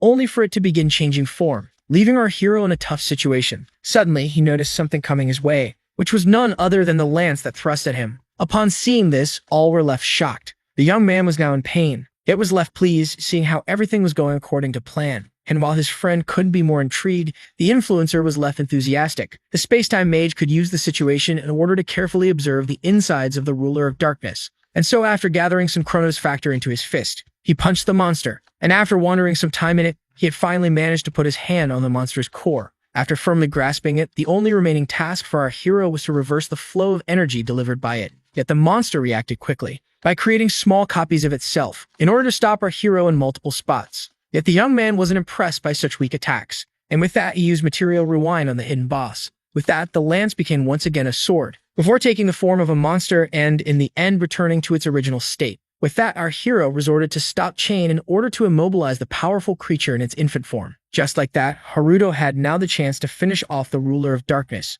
This intrigued the student council president, who assumed that there was no way around it, seeing how the monster had the ability to absorb physical damage. But the sage knew very well that a solution truly existed. And so, as he recalled how the plushie would have handled the situation, the hero was certain of his victory, seeing how he was the past self of his master. And so he asked his friend for his katana. Ibuki quickly agreed, before tossing it to our hero, who immediately grabbed it. The young man affirmed that he wouldn't try to damage the monster, and instead use the magical sword in order to suck in its power. With that, the monster began to disappear as our hero used all of his power. The ruler of darkness was now unable to maintain his physical form, before being overwhelmed by the enchanted sword, and finally exploding. With that, the hidden boss of the dungeon was gone, marking the victory of Haruto. All members of the party, especially Maru, were very much amazed by the incredible achievements of the young man, and while the two students assumed that they had finished their jobs, the protagonist affirmed that this wasn't the case. Seeing how the two strongest in Azabu were still not dead yet, to the student council president's shock. And so she urged the party to use magic in order to tend to the students' injuries,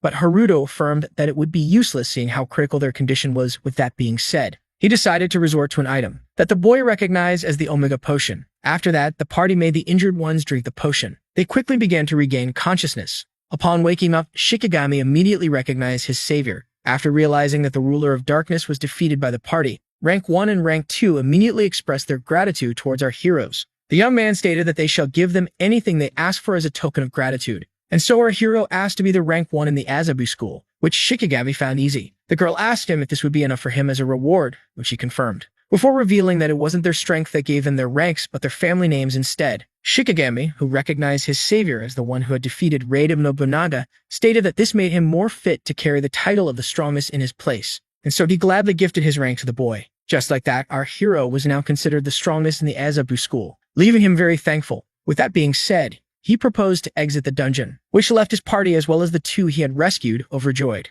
after finally heading towards the exit of the battlefield. Later on, while walking away from the dungeon, our hero was very pleased as he had now earned the right to challenge the board chairman and defeat him. But just then, he noticed something odd. As two figures seemed to be waiting for him and his party, the hero turned to his friend, asking about the identity of these two. The boy recognized them as the respective heads of the Minato branch of the Adventurers Guild, as well as the head of staff of Japan's self-defense force. Both of them approached our hero, asking if he was truly Haruo Kuju. Our protagonist, who was in a hurry, confirmed and demanded to know the reason behind their presence. The two men, who stated that they would be quick, presented themselves to our hero. The space-time mage was now left intrigued as he wondered what such two high-positioned individuals could seek from him. Kurogane pointed out how our hero was keeping his results as a secret from the guild, and that he was a C rank who, according to recent data, had abilities equal to A rank and S rank. Before asking for the reason behind not getting himself promoted, the hero affirmed that he didn't have to seek a promotion before calling out the both of them for coming at him so casually in the middle of the night. The tall one apologized for being so impolite before stating that they were also on a clock. Just then, the man turned to his fellow sage, asking her with body gestures about her opinion regarding the fighting style and the protagonist. The girl affirmed cheerfully that the young man was exceptional in the same way. Upon hearing this, the man addressed the space-time mage and offered him a job as the highest advisor at the Adventurers Guild Ministry, while his colleague offered him to become a strategic planner for the country, which left our hero utterly shocked. Kurogane explained that the human race was now facing a disaster like none before due to the regular appearance of hostile monsters and dungeons. The chief of staff then stated that humanity had to innovate in order to reinforce its forces. With the monsters' progress, they were sure to lose the war one day. Haruno couldn't be more shocked as the both of them affirmed that humanity was on the brink of extinction. And so the sage stated that he would turn a blind eye to everything our hero had done in the past before begging him to work with them in order to save the country. Ibuki was blown away by the generous offers made to our hero, and as he fainted, the influencer asked the protagonist about his decision. After taking a deep breath, our hero decided to refuse the positions, which stunned Kurogen, who demanded an explanation. Seeing how their country was at stake, the student revealed that he didn't want to work for the Adventurers Guild or the government, before revealing that he also had someone he cared about, which is why he wished his country to prosper in peace. Yes, he was determined to be the one to choose the way peace will be delivered. The protagonist was certain that by regaining what was once his, all could be held at the same time. With that being said, he made his exit. As all the students rushed to follow him, the big names were left amazed. Ibuki expressed how intrigued he was to see his friend turn down such generous proposals, while Milulu couldn't help but admire him. And she decided to become our hero's partner, in order to conceive a child from him. And days had passed since the incident in the S-rank dungeon. Our hero was now in front of the chairman inside his office. The man quickly greeted the student, who immediately demanded to resume their duel, seeing how he had become the first in Azabu. The man agreed. It stated that before their duel, as he grabbed his weapon, the young man should follow him. This piqued Haruto's curiosity. Our hero and his soon-to-be opponent were now on the roof. As the chairman gazed down, the young man demanded his attention, before annoyingly asking if they had already reached their destination. The chairman then recalled how our hero's friend had told him about the skill queue within Azabu High School, which was the legendary dimensional slash that can only be mastered by an awakened one who was a master in the mysteries of the sword. The hero affirmed having heard such a rumor, stating that defeating the chairman would allow him to get the cube, and so he demanded the duel to be resumed right away. The sage quickly realized that our hero, who had perfect mastery over his fighting spirit, had grown more powerful since their last encounter. Upon seeing this, the man finally decided to unveil the truth to the protagonist, and so the chairman revealed that it was his grandfather who had created this school, and that he was known as Kiri Kagamitsu, the one who had a prophet skill, which left our hero intrigued. The chairman revealed that his grandfather gave them one last prophecy using his dying breath, a prophecy that stated that the apocalypse was now soon to happen. The man's last words were for the chairman to find the awakened one in order to help him slay all enemies of mankind. Yet our hero had no idea what the man was talking about, so the chairman revealed himself to be a member of the elite echelon of the Adventurers Guild, and that he fought the protagonist in order to see if he was the hero of the prophecy. The chairman revealed that our hero did well, becoming the #1 at his school, and that their previous fight was no coincidence. The impressive part was that the protagonist defeated the strongest in the school and even saved the elite students back in the dungeon in the span of 3 days. For that reason, he was certain that Haruto was the awakened one. Thus, he asked him for permission to give him the skill cube left behind by his grandfather. After all, the chairman didn't have the necessary qualities to use it himself. Our hero gave it a little thought. It didn't take him long to immediately decline the offer. He explained that he was tired of them trying to give him advice and order him around. This made the chairman wonder about the lot the protagonist was being lumped in with. This led him to a shocking realization. He quickly realized that he wasn't the only Kurogan making the young prodigy an offer. The chairman was greatly annoyed to see that the other Kurogan members were trying to make their move, but unlucky for them, he had already made his. Haruto clarified that he would act as he saw fit and that his main goal was to rescue a certain someone, no matter what it took. He added that due to his latest feats, he would be able to get his hands on the dimensional slash skill. The space-time wielder firmly affirmed that he refused to take orders from now on, as he had already been through enough in order to rescue that certain someone. When asked who this certain someone was that he wished to save, our protagonist told the chairman that he would keep this information secret. The chairman then asked him if the dimensional slash skill cube would be crucial for him to save this person. Yet once again, Haruto refused to answer the question. With that being said, the man decided to adopt a different approach. The chairman affirmed to our protagonist that from now on, he too would act as he saw fit. The surge of energy startled our hero. To his shock, the chairman was now readying himself to draw his sword. In the face of what seemed to be an imminent attack, our protagonist was left startled. Seeing this, he rushed to draw his blade. The young man braced himself for combat, but just as the swordsman was about to dash forward, and just as he was about to draw his blade, he suddenly gave up, leaving our protagonist intrigued. The chairman explained that he couldn't care less about this duel, and didn't mind giving the victory to the young man. He even began to approach while claiming that he wouldn't ask anything from him any longer. Our protagonist was left quite unsettled, as the man then reached out his hands in order to summon the skill cube. With that, the chairman began to work his magic. Just like that, the dimensional slash skill cube appeared in front of our hero. Haruto asked if it would truly be okay for him to take the skill cube. The chairman explained that he was free to do so, and swore on his position that he wouldn't bother him anymore. With that, the young man took the cube and decided to go on his way. He was intrigued by the lack of fighting spirit coming from the man. But there was no need to look into it any further, seeing how he had already gotten what he came for. With that being said, our hero decided to go on his way, but still decided to be wary of the chairman. As our hero left, the chairman proclaimed him to be the one and only awakened one. He had already predicted that Haruto wouldn't comply with regular methods, which is why giving him the cube was the best move. Now in his office, the chairman looked at the picture of his grandfather and asked him if he had done the right thing. He then proceeded to look at our hero walking away. The chairman was certain that one day the boy would return to his school. Later on, at the Shinjuku office branch of the Adventurers Guild, someone was working inside the weapon synthesis room. At that moment, our hero entered. The scientist was confused by the arrival of the student, as the school trip was scheduled for this afternoon. Only then did he realize who was in front of him. The scientist was devastated upon remembering our young man. Upon being recognized, Haruto thanked the scientist for his help. That day, our hero decided to postpone the scientist's many questions, and explained that he was here to ask him for a huge service. This intrigued the man, so the high schooler explained how he wanted him to imbue his sword with this skill cube, but this left the Four Eyes even more confused. A little later, the combination process finally reached its end, yet the sword didn't seem to be any different from before. At that moment, the scientist decided to immediately analyze the space-time element that was alien to him. After a quick search, the data showed him that the element inside the sword was affecting the Chronos factor, so he quickly returned to the high schooler in order to ask him about the nature of the so-called Chronos factor. But to his shock, the young man was nowhere to be seen. This greatly enraged the scientist, as the young man had failed to keep his promise, and had fled the scene before answering any of his questions. Just like that, the man was once again left alone, screaming in a room as a minor had gotten the best of him. Back to our protagonist. The only thing left for him was to scour the city with his eyes off time in order to search for a dimensional hole. Haruto began to pray that his future self was still alive, as it would be way too awkward to cry over his own corpse. Only then did he realize something. After stumbling upon a cake shop, he was reminded of an important promise. After a short while, his strawberry cake with Merry Christmas written on it was finally ready. The shop owner was greatly intrigued, as the young man was requesting a Christmas cake in the middle of summer, so he asked her not to worry about it. With that being said, our hero finally exited the shop. He was fully prepared to face what was coming next. Back then, his little sister had asked him to have a Christmas party. This greatly intrigued him, seeing how they were in the middle of July. Rai reminded him how he had promised her a Christmas party after her ballet recital, before she disappeared in a time vortex. She even recalled how he had promised her a gift in order to thank her for the one she had given him before. With that, our hero couldn't help but smile. In the end, what once seemed to be a promise to his dead sister that was impossible to uphold would finally be fulfilled. With that being said, our hero went on his way. He looked at the cake with tenderness and wished that it would be his little sister. But little did he know, something was watching him. An indescribable figure was stalking him from afar. Shortly after, our protagonist finally returned home. He placed the gifts in the kitchen. To his shock, his little sister was nowhere to be seen.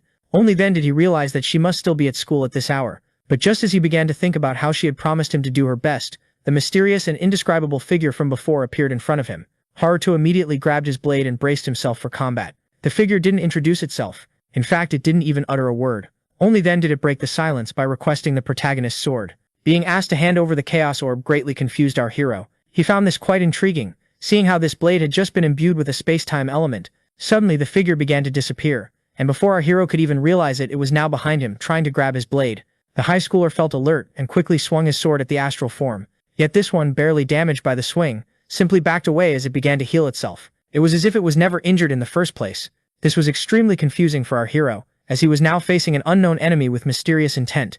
Suddenly, the mysterious figure advanced once again and charged at once. Haruto immediately tried to fight back, but once again he found himself swinging at the air, and just as he tried to locate the enemy, this one appeared right behind him. The startled protagonist quickly turned around in order to strike it. Only this time, it didn't bother to dodge, it managed to catch the blade with its hands. Seeing how easily his attack was stopped, our protagonist was left horrified. The figure then imbued the blade with a small shock of electricity, driving a powerful current through the sword. The pain was so intense that our hero had no choice but to let go. In the end, the weapon was finally freed from its owner's grasp. The thief immediately grabbed it. At first, it took a fighting stance, but just then it decided to run away. The horrified hero, he decided to follow it outside, but to his shock, the thief was nowhere to be seen. Our hero was now in a tough situation, as the thief had disappeared with his blade. But only then did he notice something intriguing. He recognized a familiar blade next to his door. The Chaos Sword was still there. Haruto was confused and quickly picked it up. As he tried to make heads or tails of what had just happened, his little sister returned. She was intrigued by her big brother being outside and asked him about it. At first he tried to explain, but seeing how complicated it was, he decided to brush it off, making him seem weird in the eyes of the little one. With that being said, his little sister grabbed him by the arm. She excitedly pulled him inside. Raya was happy as he would finally get to keep his promise. Just like that, our heroes finally had the opportunity to prepare for their own late Christmas party. Later that night, the Christmas tree was finally installed. All decorations were now in place. Raya presented the feast that she had prepared for her brother. With that being said, it was finally time to clink cups. The long-awaited Christmas party could finally begin. Our heroes rushed to attack the food. As soon as she took the first bite, the girl fell in love with the food. Her brother was also fond of the dishes. He immediately commended his sister's incredible cooking skills. Raya was overjoyed to the point where she proposed having such parties on a daily basis. Shortly after all plates were cleared, when asked about her school life, The girl explained how happy she was, as everyone there was kind to her. Hearing this left the older brother relieved. Only then was he reminded of something. Haruto finally gave his sister her Christmas present. The little one was grateful. She was immediately given permission to open it. The little girl was excited to see what was inside the package, and upon seeing it, she was amazed. Raya had received a bag for her ballet lessons. She looked at her brother with amazement in her eyes, as he pointed out how she could now do her best with this gift. The little one couldn't help but start tearing up. Raya expressed her gratitude, while crying tears of joy. Seeing this, our hero couldn't help but smile. Having regained the privilege of enjoying such moments with his little sister was the greatest joy for him. At that moment, the phone started to vibrate. Someone was calling our hero. From the looks of it, this call was meant for Raya. As soon as she was greeted by Rina, the little girl started to smile from one ear to the other. Raya immediately pointed out how Rina seemed more mature than the last time. The girl apologized for not having joined the siblings for their Christmas party, as she had to prepare a dungeon investigation. Raya reassured her that no harm was done, as she was satisfied with what she had. Raya then asked the girl about her high school, seeing how her brother didn't tell her much about his school life. To the horror of the protagonist, it was revealed to his little sister that he had become a hot topic at school. Starting with the very hateful president that he took down in a magic duel, Raya was left blown away as Rini kept on singing the praises of her big brother. According to her, everyone was looking forward to him returning from his student exchange program. With that, the little one was left amazed by her older brother. She expressed how proud she was of him. Haruto urged her to cut the praises already. Shortly after, the little girl started to get sleepy. Brother and sister brushed their teeth, and with that being said, the little one finally went to bed, holding the gift from her older brother. Later that night, at Tokyo Tower, our hero stood alone at the top. The time had finally come. He would now try the impossible in order to rescue his master and his future self. With that being said, it began. Our protagonist resorted to his powers. He tried to focus his magic, and just like that, he managed to emit waves. His goal was to try and further the Chronos flow of the entire area, which was a delicate and highly difficult task that required a lot of concentration. Even so, our protagonist was certain in his ability to succeed. After all, he was the past self of a great space-time mage. Upon remembering this, he couldn't help but smile. He was now more determined than ever to read the flow of the entire area in order to find the dimensional rifts. The protagonist was certain that he would definitely find one of them. He kept on searching and looking everywhere until finally something caught his attention. There was something odd about the bridge. A fracture in reality had been spotted. Haruto was able to locate the dimensional rift. Its location was right above the Odaiba Rainbow Bridge. From the looks of it, this bridge deserved its name. As soon as Haruto set foot on the bridge, he immediately began to search for the crack once again. It was now in front of him. With that being said, he pulled out his sword in order to start the operation. Our protagonist started to power up. His goal was to infuse his blade with as much Chronos factor as possible. He then resorted to his space-time element. The sword was now charged with a great amount of energy. So much energy was concentrated that a giant ball of thunder could be seen at the top of the bridge. With that being said, our hero went for the swing. Haruto unleashed his dimensional slash with all of his might in order to finally free his older version. Back then, he thought that the space-time hall would remain forever closed. While the older brother was devastated and unable to believe this, the younger sister looked intrigued. She immediately recognized the old man as her big brother. The time traveler was left shocked. In the end, he faded with a smile as he welcomed the little one back to Earth. And with that being said, the space-time hole was closed. Now, inside an endless abyss, one man roamed alone. The time traveler, who had almost exhausted all of his strength, was overjoyed by the fact that Ria was rescued. He had already written a second letter for his younger self in order to leave everything else to him. The older Haruto prayed that his younger self wouldn't make the same mistake as him, and was certain that he would be able to deal with that one enemy. With that being said, he decided to fade away in peace. All of a sudden, the space around him began to crack. The time traveler was unable to believe his eyes. To his utmost shock, someone shattered the space-time hole he was imprisoned in. Upon seeing who was here to rescue him, the space-time mage was left utterly baffled. The teenager asked his adult self to use as much Chronos factor as possible, seeing how the crack was about to close. The man was left shocked and yet decided to react fast. Haruto started to emit all of the Chronos factor left in his body, and with that being said, he finally regained a tangible form. The past self quickly reached out his hand to the future one and urged him to use his Chronos factor in order to get closer. Thus, the time traveler quickly resorted to his power. With that being said, two links of Chronos factor traveled towards each other, and the two were finally connected. Haruto pulled with all of his might. Just like that, he was able to fish out his old master from the space-time hole he was imprisoned in. With that, the time traveler collapsed on the ground. This was rather pleasing for our protagonist, as it turns out that his old master managed to survive inside the hole. The time traveler was now breathing the fresh air of the outside. He was unable to believe what just happened, as he had just fled from an unescapable other dimension. Haruto affirmed to his future self that this was reality. With that, the old one took some time to analyze the situation. With great pain, he explained to his past self that despite his best efforts to save him, his fate was already sealed. The teenager demanded an explanation. So the adult explained that his existence in this time period was an anomaly, meaning that it was impossible for him to maintain his body for a long time. In other words, he was considered a virus by this timeline that should be eliminated. Upon hearing this, our hero was left horrified. His future self was slowly fading away. This was rather disappointing, but the teenager affirmed that this wasn't the case.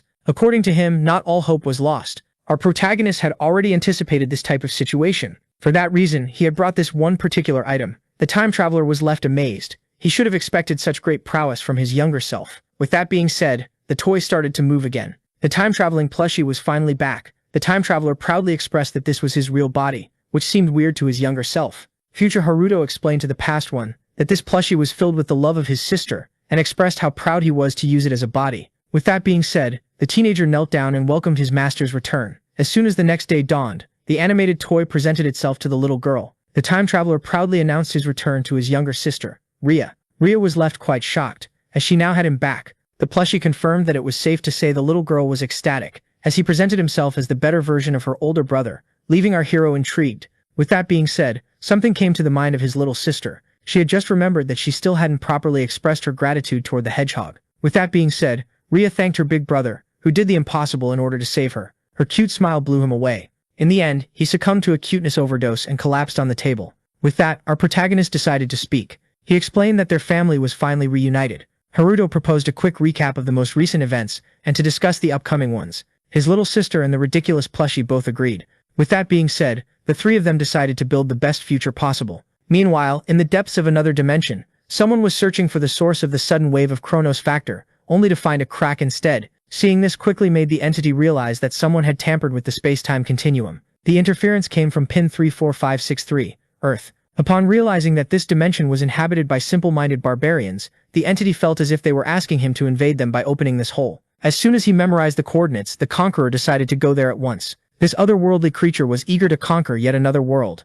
Meanwhile, back on Earth, Ria was left amazed. She was baffled to learn that the plushie she had named Harry was, in fact, the future self of her older brother. As the toy started to claim that it was superior to her actual big brother, Haruto started to wonder about the hardships it had endured to end up with such a personality. The toy even demanded to be called the smarter big brother, which the younger sister didn't have any problem with. Haruto urged her not to take the plushie too seriously. With that being said, the little one addressed both of her elder siblings. Now came the time for her to prepare breakfast. When asked if they wanted a Japanese or a Western breakfast, both paused for a second. In the end, the two of them did demand scrambled eggs and crispy bacon. Tension immediately started to rise. The best Haruto immediately confronted the future one, as he was supposedly unable to consume food in his toy form. Raya was taken aback to see two meatheads clashing with each other. Seeing this, she couldn't help but smile, and thus prepared the breakfast for her elder brothers. Shortly after, while swallowing the sausage, our heroes were quietly enjoying their breakfast together while watching the tablet. The plushie decided to break the silence. He wanted to know if his past self was doing what he had asked in his second letter. Haruto affirmed that he was somewhat following his advice. When asked about his swordsmanship, our protagonist revealed that he had taken down the strongest student at Azabu. He claimed that if his potential was truly in swordsmanship, he would maximize it in order to become an excellent space-time mage. Hearing this made the master happy. The toy decided to advise his student by revealing to him that he would later acquire a skill known as retrovision, but upon learning that his student had already acquired said skill, the mentor was left utterly shocked. He was unable to believe this incredible prowess. It was a shock for the time traveler to learn that his past self had a faster growth rate than him. This made him wonder if there existed a growth route that was unknown to him in this timeline. Suddenly, a huge explosion occurred. Upon seeing it, our heroes were left greatly alarmed. At that moment, a flash alert came in, warning everyone about a stampede.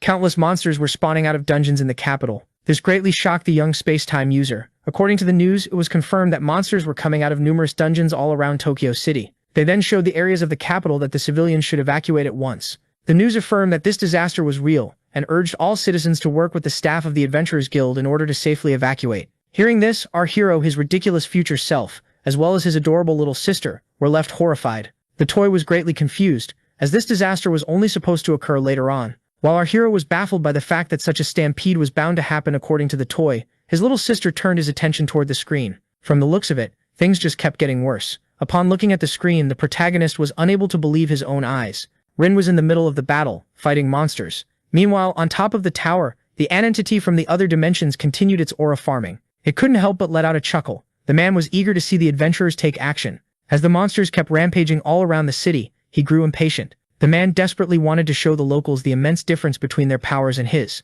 According to the villain, administration was the quickest way to conquer a new world. The monsters quickly progressed throughout the city. They started slashing and killing every single human in their way. With that being said, the report regarding the stampede in the capital finally reached its end. The S-rank adventurers, the 7 sages, all gathered in order to discuss the problem at hand at the headquarters of the Adventurers Guild. The number of casualties had already reached 1,000 and kept getting bigger. In order to contain the situation, the branch heads of the Adventurers Guild Ministry had aligned themselves with the self-defense forces. Even so, the humans were clearly at a disadvantage and would be sure to be defeated if nothing was done. According to the first sage, 7 monster-spawning dungeons had already been spotted, with their numbers slowly increasing. Platinum, the second sage, claimed that this shouldn't have happened so soon. The third sage agreed with the second, claiming that everything was going just as the one known as prophecy had foretold.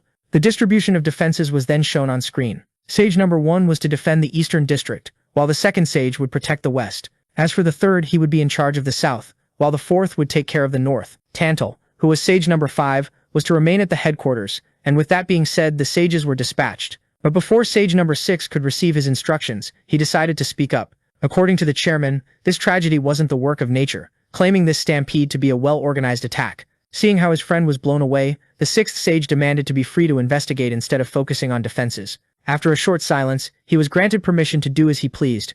As for the last sage, she was to remain at the headquarters in order to gather data and intelligence from the other 6. With that being said, Chairman Muramasa decided to go on his way. The Red Hat felt anxious and started to pray for his friends to return safe and sound. Meanwhile, the beasts were running wild across the city, as small and giant monsters alike were butchering citizens. All adventurers, including Rini, were doing their best in order to contain the situation. But misfortune struck and the numbers weren't in their favor. At that moment, a giant ogre was about to strike her down. The girl had no way of defending herself. A loud bang then occurred, and yet the target of the attack was still safe and sound. The chains of time had been unleashed just in time in order to immobilize the giant creature. Shortly after, the monster was split in 2. At first, the girl didn't understand what just happened, but as soon as she saw her savior, things became much clearer. Haruto arrived just in time to save his friend from what seemed to be a crushing death. Rini was shocked to see him here. It was rather intriguing for her to see that he always shows up when he is needed the most. Our hero got straight to the point and asked the girl about what was happening, so she revealed how the student council of their school was helping defend the city. And as soon as she started to complain about there being too many enemies, our hero urged her to retreat and evacuate with the rest, while he personally tended to the problem. He and his future counterpart were eager to end things quickly. Despite having left his sister with his servants, the protagonist was still worried about her. At that moment, the plushie decided to make an exception and teach his student an adequate spell for this situation. This implied he could have taught our protagonist this magic from the start, but didn't. So the plushie explained that only Haruto's struggles made things fun for him. With that being said, the teenager had no choice but to criticize his adult self for his irritating personality. Meanwhile, one of the monsters, a golem, was wreaking havoc all across the city. This was the perfect chance for the space-time mage to use his new spell, Hexagon Prison. In the blink of an eye, the golem, as well as 2 other monsters, found themselves trapped in some sort of space-time cubes. The beasts immediately tried to break themselves free, yet the barrier was just too strong. The forces of order were extremely confused. Only then did the culprit show his face. They immediately recognized him as their savior and expressed their deepest gratitude. The cops immediately asked the young man about his identity, as well as his odd magic. He urged them to pay him no mind. He then handed them a portion and ordered them to tell their superior to use it to drive the monsters away. Haruto explained that this elixir, made with Mikado's technology, was infused with his space-time magic. He then proceeded to hand them a bag full of them. Our hero also asked them to quickly evaluate the citizens and request backup. The officers were intrigued, as they were being handed newly developed technology that was very expensive, so the young man asked them to pay it no mind and just do as he said. With that being said, the space-time mage left, leaving things in the hands of the forces of order. Meanwhile, on top of the tower, the conqueror suddenly sensed someone tampering with the Chronos factor. He couldn't help but smile. It was safe to say that he was particularly intrigued by this exceptional mage hiding in this world. At long last, the villain finally found someone to cure his boredom. More and more monsters were getting trapped inside the cubes, and despite their best efforts, they were unable to free themselves. Just like that, the forces of order who cleared this area decided to pass the monster trapping potions to other areas as emergency supplies. All felt great respect toward the young space-time mage. In fact, they even started to think about talking to their superior in order to recruit him into their ranks. Meanwhile, the subject of the discussion watched the conversation from above. The toy began to tease him about talent and leadership, so he urged it to cut it out. At that moment, the young man received a notification. Someone had sent him a message. From the looks of it, he had been contacted by the chairman. It was a shock to see Muramasa inform him that the mastermind of the attack was on top of the Skytree, and that his help was needed to defeat him. This made the hedgehog understand why this enemy made his move much earlier in this timeline. According to the future time traveler, one of the foes that he had faced had come to Earth. Meanwhile, on the other side of the line, the chairman finally ended the call. Now came the time to address the serious matter. The swordsman was now face to face with the one behind it all. The conqueror asked him if he had finally arrived. Muramasa apologized for making him wait. The enemy found it shocking that a simple human was able to locate him. He was rather disappointed that the one in front of him wasn't the space-time mage, so the chairman explained that he found him due to a prophecy given to him by his friend. This intrigued the other worlder. According to the prophecy, if the conqueror isn't taken down, the known human world would be destroyed. With that being said, he unsheathed his sword and urged the conqueror to ready himself. The other worlder was amused and asked the swordsman about his name.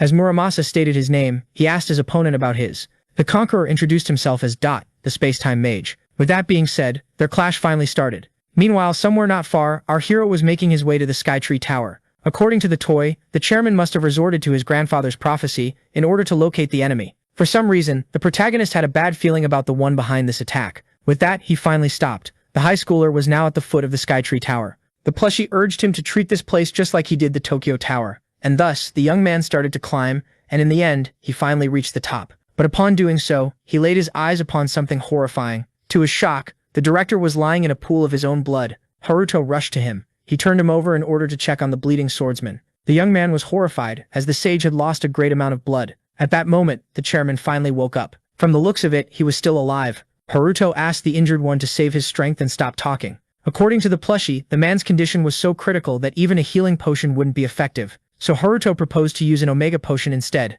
Only then was he told that it wouldn't work. It was a shock as Dot made his appearance. Dot explained that since he wounded the chairman with the Chronos factor, healing potions were deemed useless.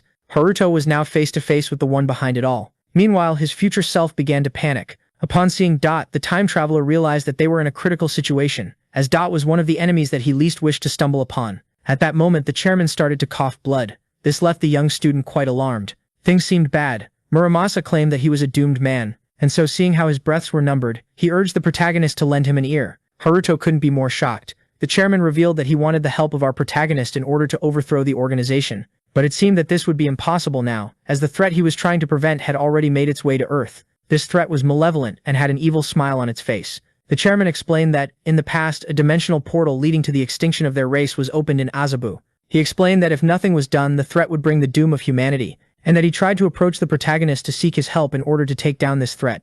And with the young man arriving to help him, the prophecy had finally been completed.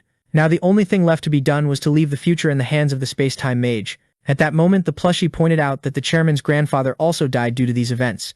Realizing that the toy knew about his own tragic fate, Muramasa found it to be rather observant. With that being said, the director entrusted a teenager with the future of their race. He was certain that the young man would succeed where he had failed. And with that being said, the sixth stage finally closed his eyes. Our hero was left horrified. He tried his best to wake the kind man up, but the worst had already been done.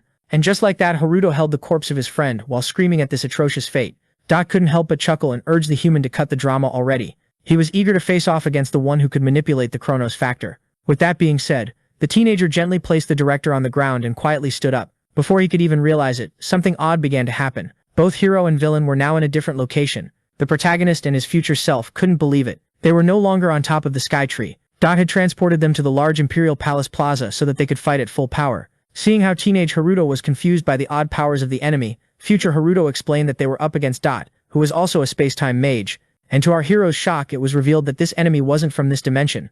With that being said, the young man quickly drew out his blade, only to notice something alarming. The conqueror, who had closed the distance, began to criticize the young man and his plushie. He found it ridiculous that they were talking strategy in the middle of the fight. The universe is a combination of countless dimensions linked all together by the Chronos factor. Yet when the link is fractured, a wormhole that opens up two dimensions to each other would be formed, but only those with a certain mastery over the Chronos factor could perceive it, meaning that wormholes could only be located by space-time mages, one of them being our hero as well as his future self, and the other being Dot the Conqueror, the same Dot who rushed at our protagonist trying to land the first blow, only to then be left intrigued. He was surprised to see that his young foe had evaded his attack using a space-time shield. This spell was known as the space-time palm. Seeing this, Dot decided to adopt a different approach. For the first time, Haruto found himself the victim of Stop Chain. The enemy then used Avatar Replay before pointing out how our protagonist could use the same tricks as him. With that being said, the one in the red fired Kuro right. In a flash, a huge blast was launched at our hero. The high schooler felt startled. The plushie urged him to release as much Chronos factor as possible. Haruto had no choice but to resort to his full might. This allowed him to break free from the chains in order to counter the blast just in time with his blade. The high schooler would have already been a goner if he had hesitated a single second. Dot was intrigued by his blade that could tamper with the Chronos factor. This made him realize that this sword was the tool that the young man used in order to penetrate the dimensional rift. At that moment, the toy warned its past self that Dot had the exact same power as him. Haruto thanked him for this pointless advice while thinking about how it would be challenging to fight another space-time user. Dot was intrigued by the fact that his powers were being compared to that of a child, so he affirmed himself to be a superior being who shouldn't be taken lightly. With that being said, he started to twirl his fingers.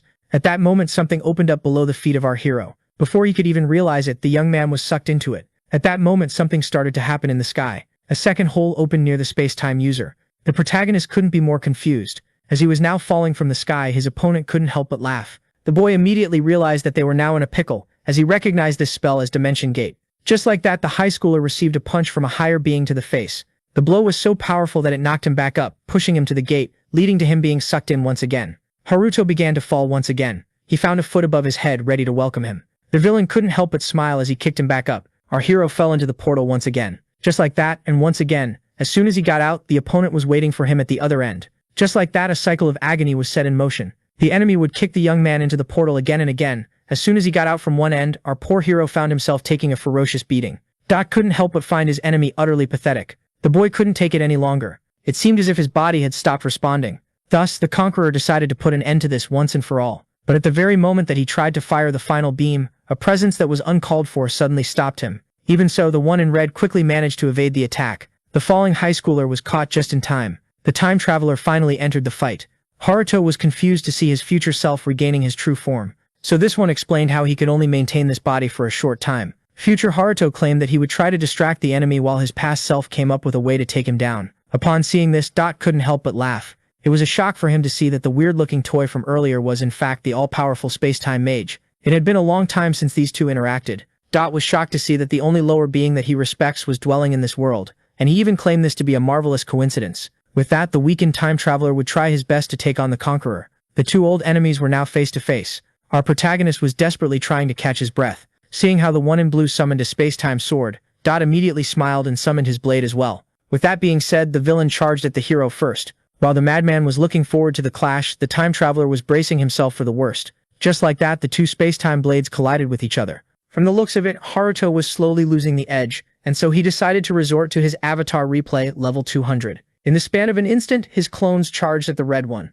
Yet this one was entertained to the point where he decided to turn this into a team fight, and with that, Dot summoned his clones as well. The clashes were fierce, and Haruto found himself getting distracted by a Dot. It didn't take long for the red clones to start overwhelming their blue opponents. Seeing this, the time traveler decided to use his gravity fall. Just like that, the evildoer was suddenly crushed. His feet were slowly sinking into the ground. Dot found himself under outstanding pressure. With that being said, now came the time to use Chrono Homing Ray. The time traveler summoned countless beams of energy, with each one of them frying a clone. With that, the conqueror found himself getting crushed by an immense weight and surrounded by countless swordsmen. He found himself unable to escape the gravitational pull. Haruto then used his stop chain in order to restrain the opponent. The opportunity of slaying Dot once and for all that the time traveler missed in his own timeline had appeared in this one. Now came the time to execute the finishing move. With that being said, Nebula Impact was unleashed. The conqueror began to fear the worst, as such a powerful attack could surely cause great damage. But all of a sudden, something odd began to happen. The clones were disappearing one after the other. The time traveler found himself unable to maintain his human form at the most crucial moment. Even so, he was determined to take down Dot. The conqueror was about to lose this body, but to his misfortune, the opponent noticed the links weakening. With that being said, Dot freed himself from the stop chain, and yet his enemy had already reached him. And just like that, a great explosion occurred. Blood began to drip on the ground, but this wasn't the blood of the conqueror. The other worlder who had just escaped death tried to catch his breath before calming himself down. Dot managed to clutch the situation using Dimension Gate. He had used the ability to create a wormhole, which he used to escape the blade by a hair. Once safe, he used a smaller gate in order to slice the time traveler's arm clean off. Haruto's defeat was caused by his inability to maintain his human shape. With that being said, the one-eyed villain raised his sword. He couldn't help but smile as he decided to deal the finishing blow. But just then, someone stopped him. Our protagonist arrived just in time to protect his master. The conqueror was left baffled, as the hero explained that he would be fighting him from now on. Meanwhile, in Nakano with Ria and Cerberus, the little one felt great about that. The stampede in their area had finally stopped. From the looks of it, the mighty beast seemed to be happy as well. Even the all-powerful three-headed dog turned into a cute little puppy. In front of a cuddling Ria, he thanked her for keeping him safe from the countless monsters that he had slaughtered. The girl then began to pray to her older brothers, claiming that she was all right and wishing for them to achieve victory. But little Chino, her big brother, and his future self were in a pretty bad state. The master apologized to his student for his failure. The protagonist urged him to save the talk for later, and just regain his toy form. Already, Haruto decided to personally tend to this problem. Seeing this, the other space-time magician couldn't help but chuckle. He found this rather hilarious, as not a few minutes ago our hero was unable to scratch him. Our hero couldn't care less about his remarks and decided to talk about the powers of Dot, especially his ability to create portals. Haruto pointed out how the Conqueror had freed all those monsters by using his powers to link many dungeons to the surface. This led to the loss of thousands of lives. But the Conqueror couldn't care less. With that, the protagonist affirmed that the villain was beyond forgiveness. The toy watched all of this in shock. He started to wonder if his younger self had really found a way to take down the enemy. In front of this, the villain couldn't help but chuckle. He found it rather entertaining that Haruto wouldn't grant him forgiveness. Dot explained that he couldn't care less about the feelings of an inferior being. With that being said, he started to channel his power. He unleashed his Dimension Cutter. This new spell transforms a portal into a powerful shuriken. This was the exact same all-cutting spell that Dot had used in order to take the right arm of the time traveler. Seeing this, the master urged his student to evade at once. But this one refused. Our hero had something else in mind. The young man closed his eyes and began channeling his power. This left the hedgehog baffled. Dot found this to be utter foolishness and assumed that this was his victory. But only then did it happen. The Dimension Cutter was sliced in half. This was only possible due to a very specific technique. The Conqueror was unable to believe his eyes. Our protagonist, who was now safe and sound, had used this dimensional slash in order to slice the enemy spell. The master was left particularly shocked, as his young apprentice had recalled his fight with Nobunaga. This greatly irritated the Conqueror, and thus he bombarded his young opponent with a shower of destructo discs. Even so, the protagonist remained perfectly calm. He took a deep breath and channeled his energy. The trick was to stop relying on sight and to start using the body in order to sense the flow of the Chronos factor. Our hero had the ability to slice the factor itself, and by doing so he had the power to destroy the incoming blades. And just like that, all dimension cutters were sliced to pieces. Their caster was unable to believe his eyes. Even the master was left quite shocked, as it seemed like his apprentice had been enlightened at the last minute. With that being said, the high schooler decided to make his move. He channeled all of his power into his blade in order to deliver the final strike. It was too late for the villain to dodge, leaving him no choice but to try and take on the slash head-on. He had used his time and space shield in order to parry the attack. Little did he know the high schooler had expected this much. The plushie. He immediately recognized the dark power coming out of the blade. Dot was unable to understand what was happening. Before he knew it, something bypassed his shield. The blade then reformed itself after bypassing all of his defenses. The protagonist put his whole heart into this one attack. And just like that, Dot took his first serious damage of the entire fight. This decisive step toward victory left the toy overjoyed. The Conqueror took a lot of damage and was now in a critical situation. With that being said, our hero firmly grasped his blade and urged the villain to brace himself for what came next. This one couldn't help but laugh, claiming that there was no way such inferior beings would be able to take him down. Dot explained that someone who transcends dimensions like him had more in his arsenal than time-space magic. This startled the protagonist. Seeing how the young man seemed clueless, the villain decided to teach him something important. Earth, like countless other pin worlds, is under a certain influence. This influence is the reason behind the creation of the gates. This led some inhabitants to become adventurers and obtain status windows. Dot pointed out that the protagonist must have noticed this by now, and yet our hero was still clueless. Thus, the red space-time mage pointed out to the blue one that this was rather odd. Dungeons randomly popping up in different dimensions, with each one of them being filled with otherworldly monsters. To top it all off, by pure luck, the human race discovers status windows and magic in order to fight back. This was rather shocking for our young man. He quickly deduced that Dot was saying that the world they were living in was fabricated. Yet even the one who transcends dimensions didn't have the answer to the question. He affirmed that the hero had missed the whole point. Dot explained that due to this almighty influence he had acquired super future magic, a one-of-a-kind skill. This startled our protagonist, as it seemed like a power that surpasses the future. And with that being said, the villain decided to use his hidden power. Just like that, reverse reload was unleashed. But from the looks of it, nothing seemed to have happened. The only difference was that Dot was nowhere to be seen. The toy pointed out how the Chronos factor was acting oddly and urged the young man to stay on his guard. A creepy calm settled all around our heroes. Everything seemed to be normal. Everything seemed to be quiet. But only then did the protagonist notice something, alerting Haruto.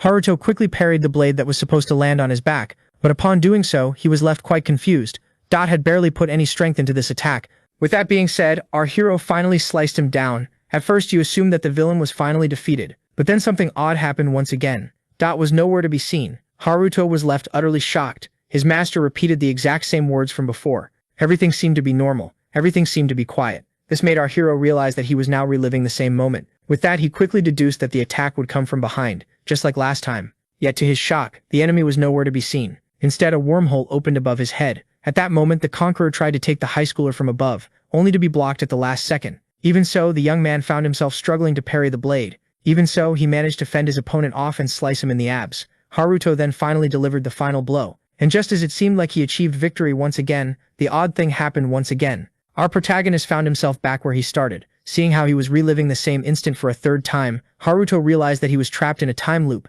As the master repeated his words once again, the creepy calm returned. Everything seemed peaceful. Nothing seemed harmful. Leaving Haruto quite shocked. Seeing how distracted he seemed, the toy urged him to keep his head in the fight. The fact that the time traveler didn't notice the time loop yet wasn't surprising, seeing how he was currently in a critical state. But just as our protagonist began to wonder what needed to be done, a portal opened behind him. As soon as he noticed it, the young man slashed the villain. As another portal opened behind him, he quickly took down the one that came out of it. This made Dot point out how determined his young opponent was, and yet he kept on attacking again and again. His goal was to determine every single survival route within the reach of our hero. He wanted to see how long it would take him to fall. Dot couldn't help but laugh as he rewound time once again, plunging our hero into the exact same moment once again. This left him quite annoyed, and before the young man could even realize it, a portal opened right beneath his feet.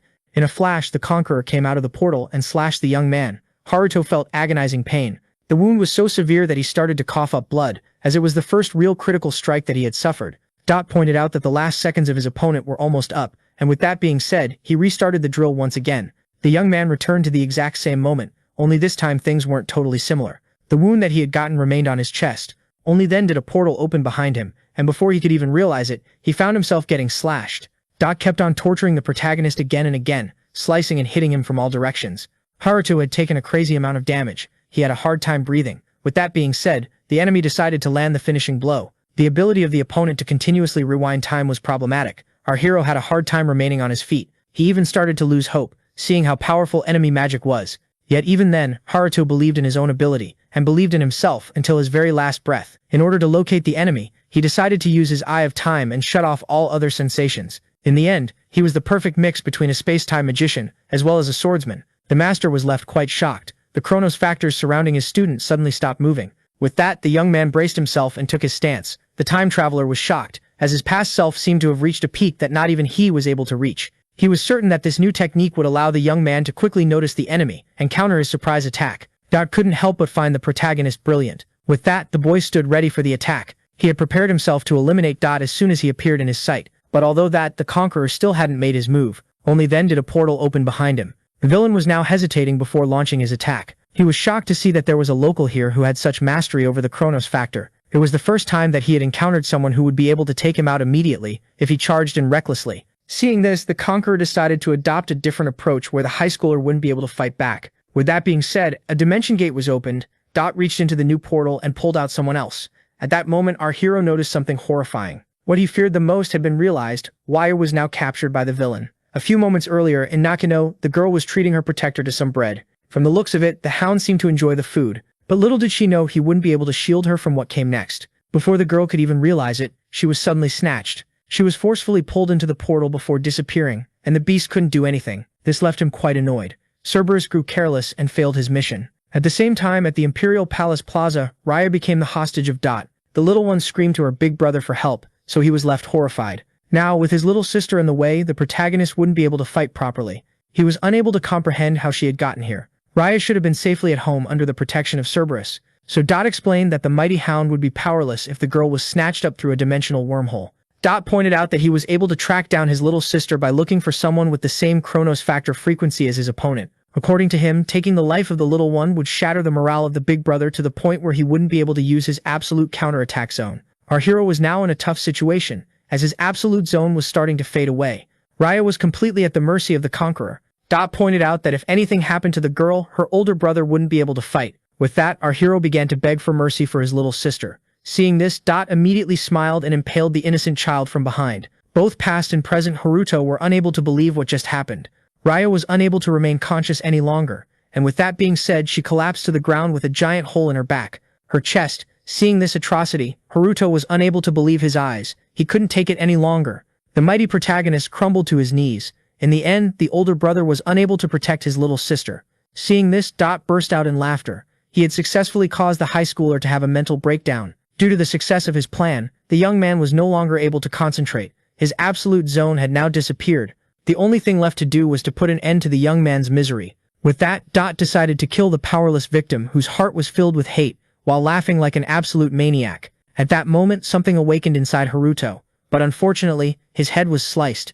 Dot had already landed the canning strike, yet the fight wasn't over just yet. Something incredibly odd just happened. The conqueror found himself utterly confused. For some reason, he was rewound a few seconds into the past. The one he had just killed was still breathing, and thus he decided to take the life of our hero once again. He didn't think twice before taking the life of the young man once again. With that, he thought that he had achieved complete victory. But little did he know, things were far from over. For some reason, time kept getting rewound. Every time he finished off the protagonist, time would be rewound, landing him in the exact moment right before he killed him. Dot was left utterly baffled, as this time loop was similar to the ones that he created with his super future magic. The system confirmed that this was the case. As Haruto, who was beaming with the Chronos factor, stood up, his opponent was left horrified. Our hero, who had now acquired a new form, revealed that he was the one behind the time loop. The protagonist was now more powerful than ever. His hair color and hairstyle had changed. Even his future self was confused by what was going on. Only then did he realize that, in this timeline, there might exist a growth route for space-time mages that even he wasn't aware of. At that moment, the window panel announced that the hidden quest of the Imperial Plaza had started.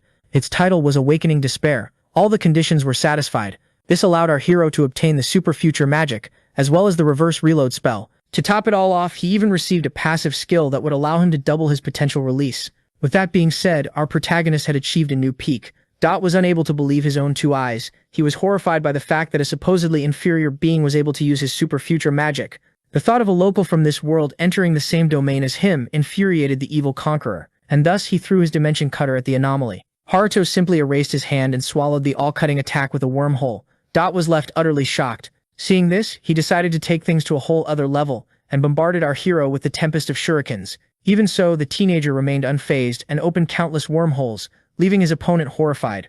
Haruto had successfully swallowed all the projectiles. He then asked the conqueror if he enjoyed being trampled on by an inferior being. This arrogance was shocking for the villain. It quickly got on his nerves and got the best of him. And so, in a surge of anger, he charged at the young hero. Haruto was waiting for this, as the conqueror had now stepped into his absolute zone. And just like that, the villain found himself under the power of Stop Chain, which was now immobilizing him. With that being said, the protagonist firmly grasped his blade, affirming that he would never forgive the evil conqueror. Now came the time to deliver the finishing blow. Haruto gathered all of his strength and unleashed his dimensional slash, dealing great damage to the abominable villain. With that, Dot started to scream in agony. He then crumbled to the ground. Dot was no longer able to fight. He started to cough up blood, and was unable to accept his defeat.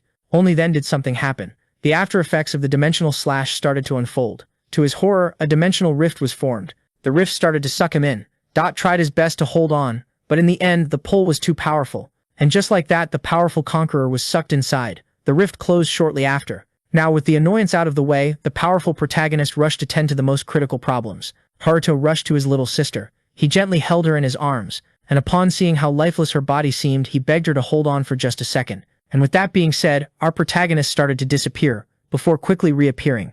This greatly intrigued the master. Haruto apologized to his sister, made her wait before using the spell rollback. The time traveler immediately recognized it. After all, this was one of his skills. It was one of the extremely difficult time-space spells to master. Our hero traveled to the past in order to learn it.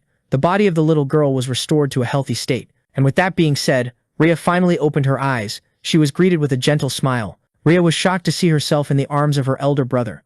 Our hero then tried to reassure the little one. He affirmed with a wide smile that he had driven the villain away. When asked if he was telling the truth, the young man nodded. The relieved Rhea immediately thanked her other brother. Still terrified, she rushed to hug him. She even apologized for having become a liability in this fight. Yet our hero affirmed that he should be the one apologizing, seeing how she was endangered because of him. Watching this from afar was a time traveler, amazed by the fact that there was another growth route, while wondering how much the protagonist would grow. Meanwhile, in the eastern district of Tokyo, the first mage reported that his area had been cleared. The second sage in the western district had accomplished his mission as well. In the south, all monsters had been terminated as well. The report of the victory in the north followed shortly after. According to the fifth stage, the headquarters were secured as well. This victory overjoyed the seventh stage. The Red Hat expected nothing less from his peers. Once again, the seven sages were able to protect humanity. The only thing left to do now was to wait for the sixth sage, so that all seven of them could celebrate their victory together. The stampede incident was finally over, and its mastermind was driven away. Yet no one knew at the time that this was only the start of the real battle. So the video ends here. If you don't want to miss the next part, activate the notification bell,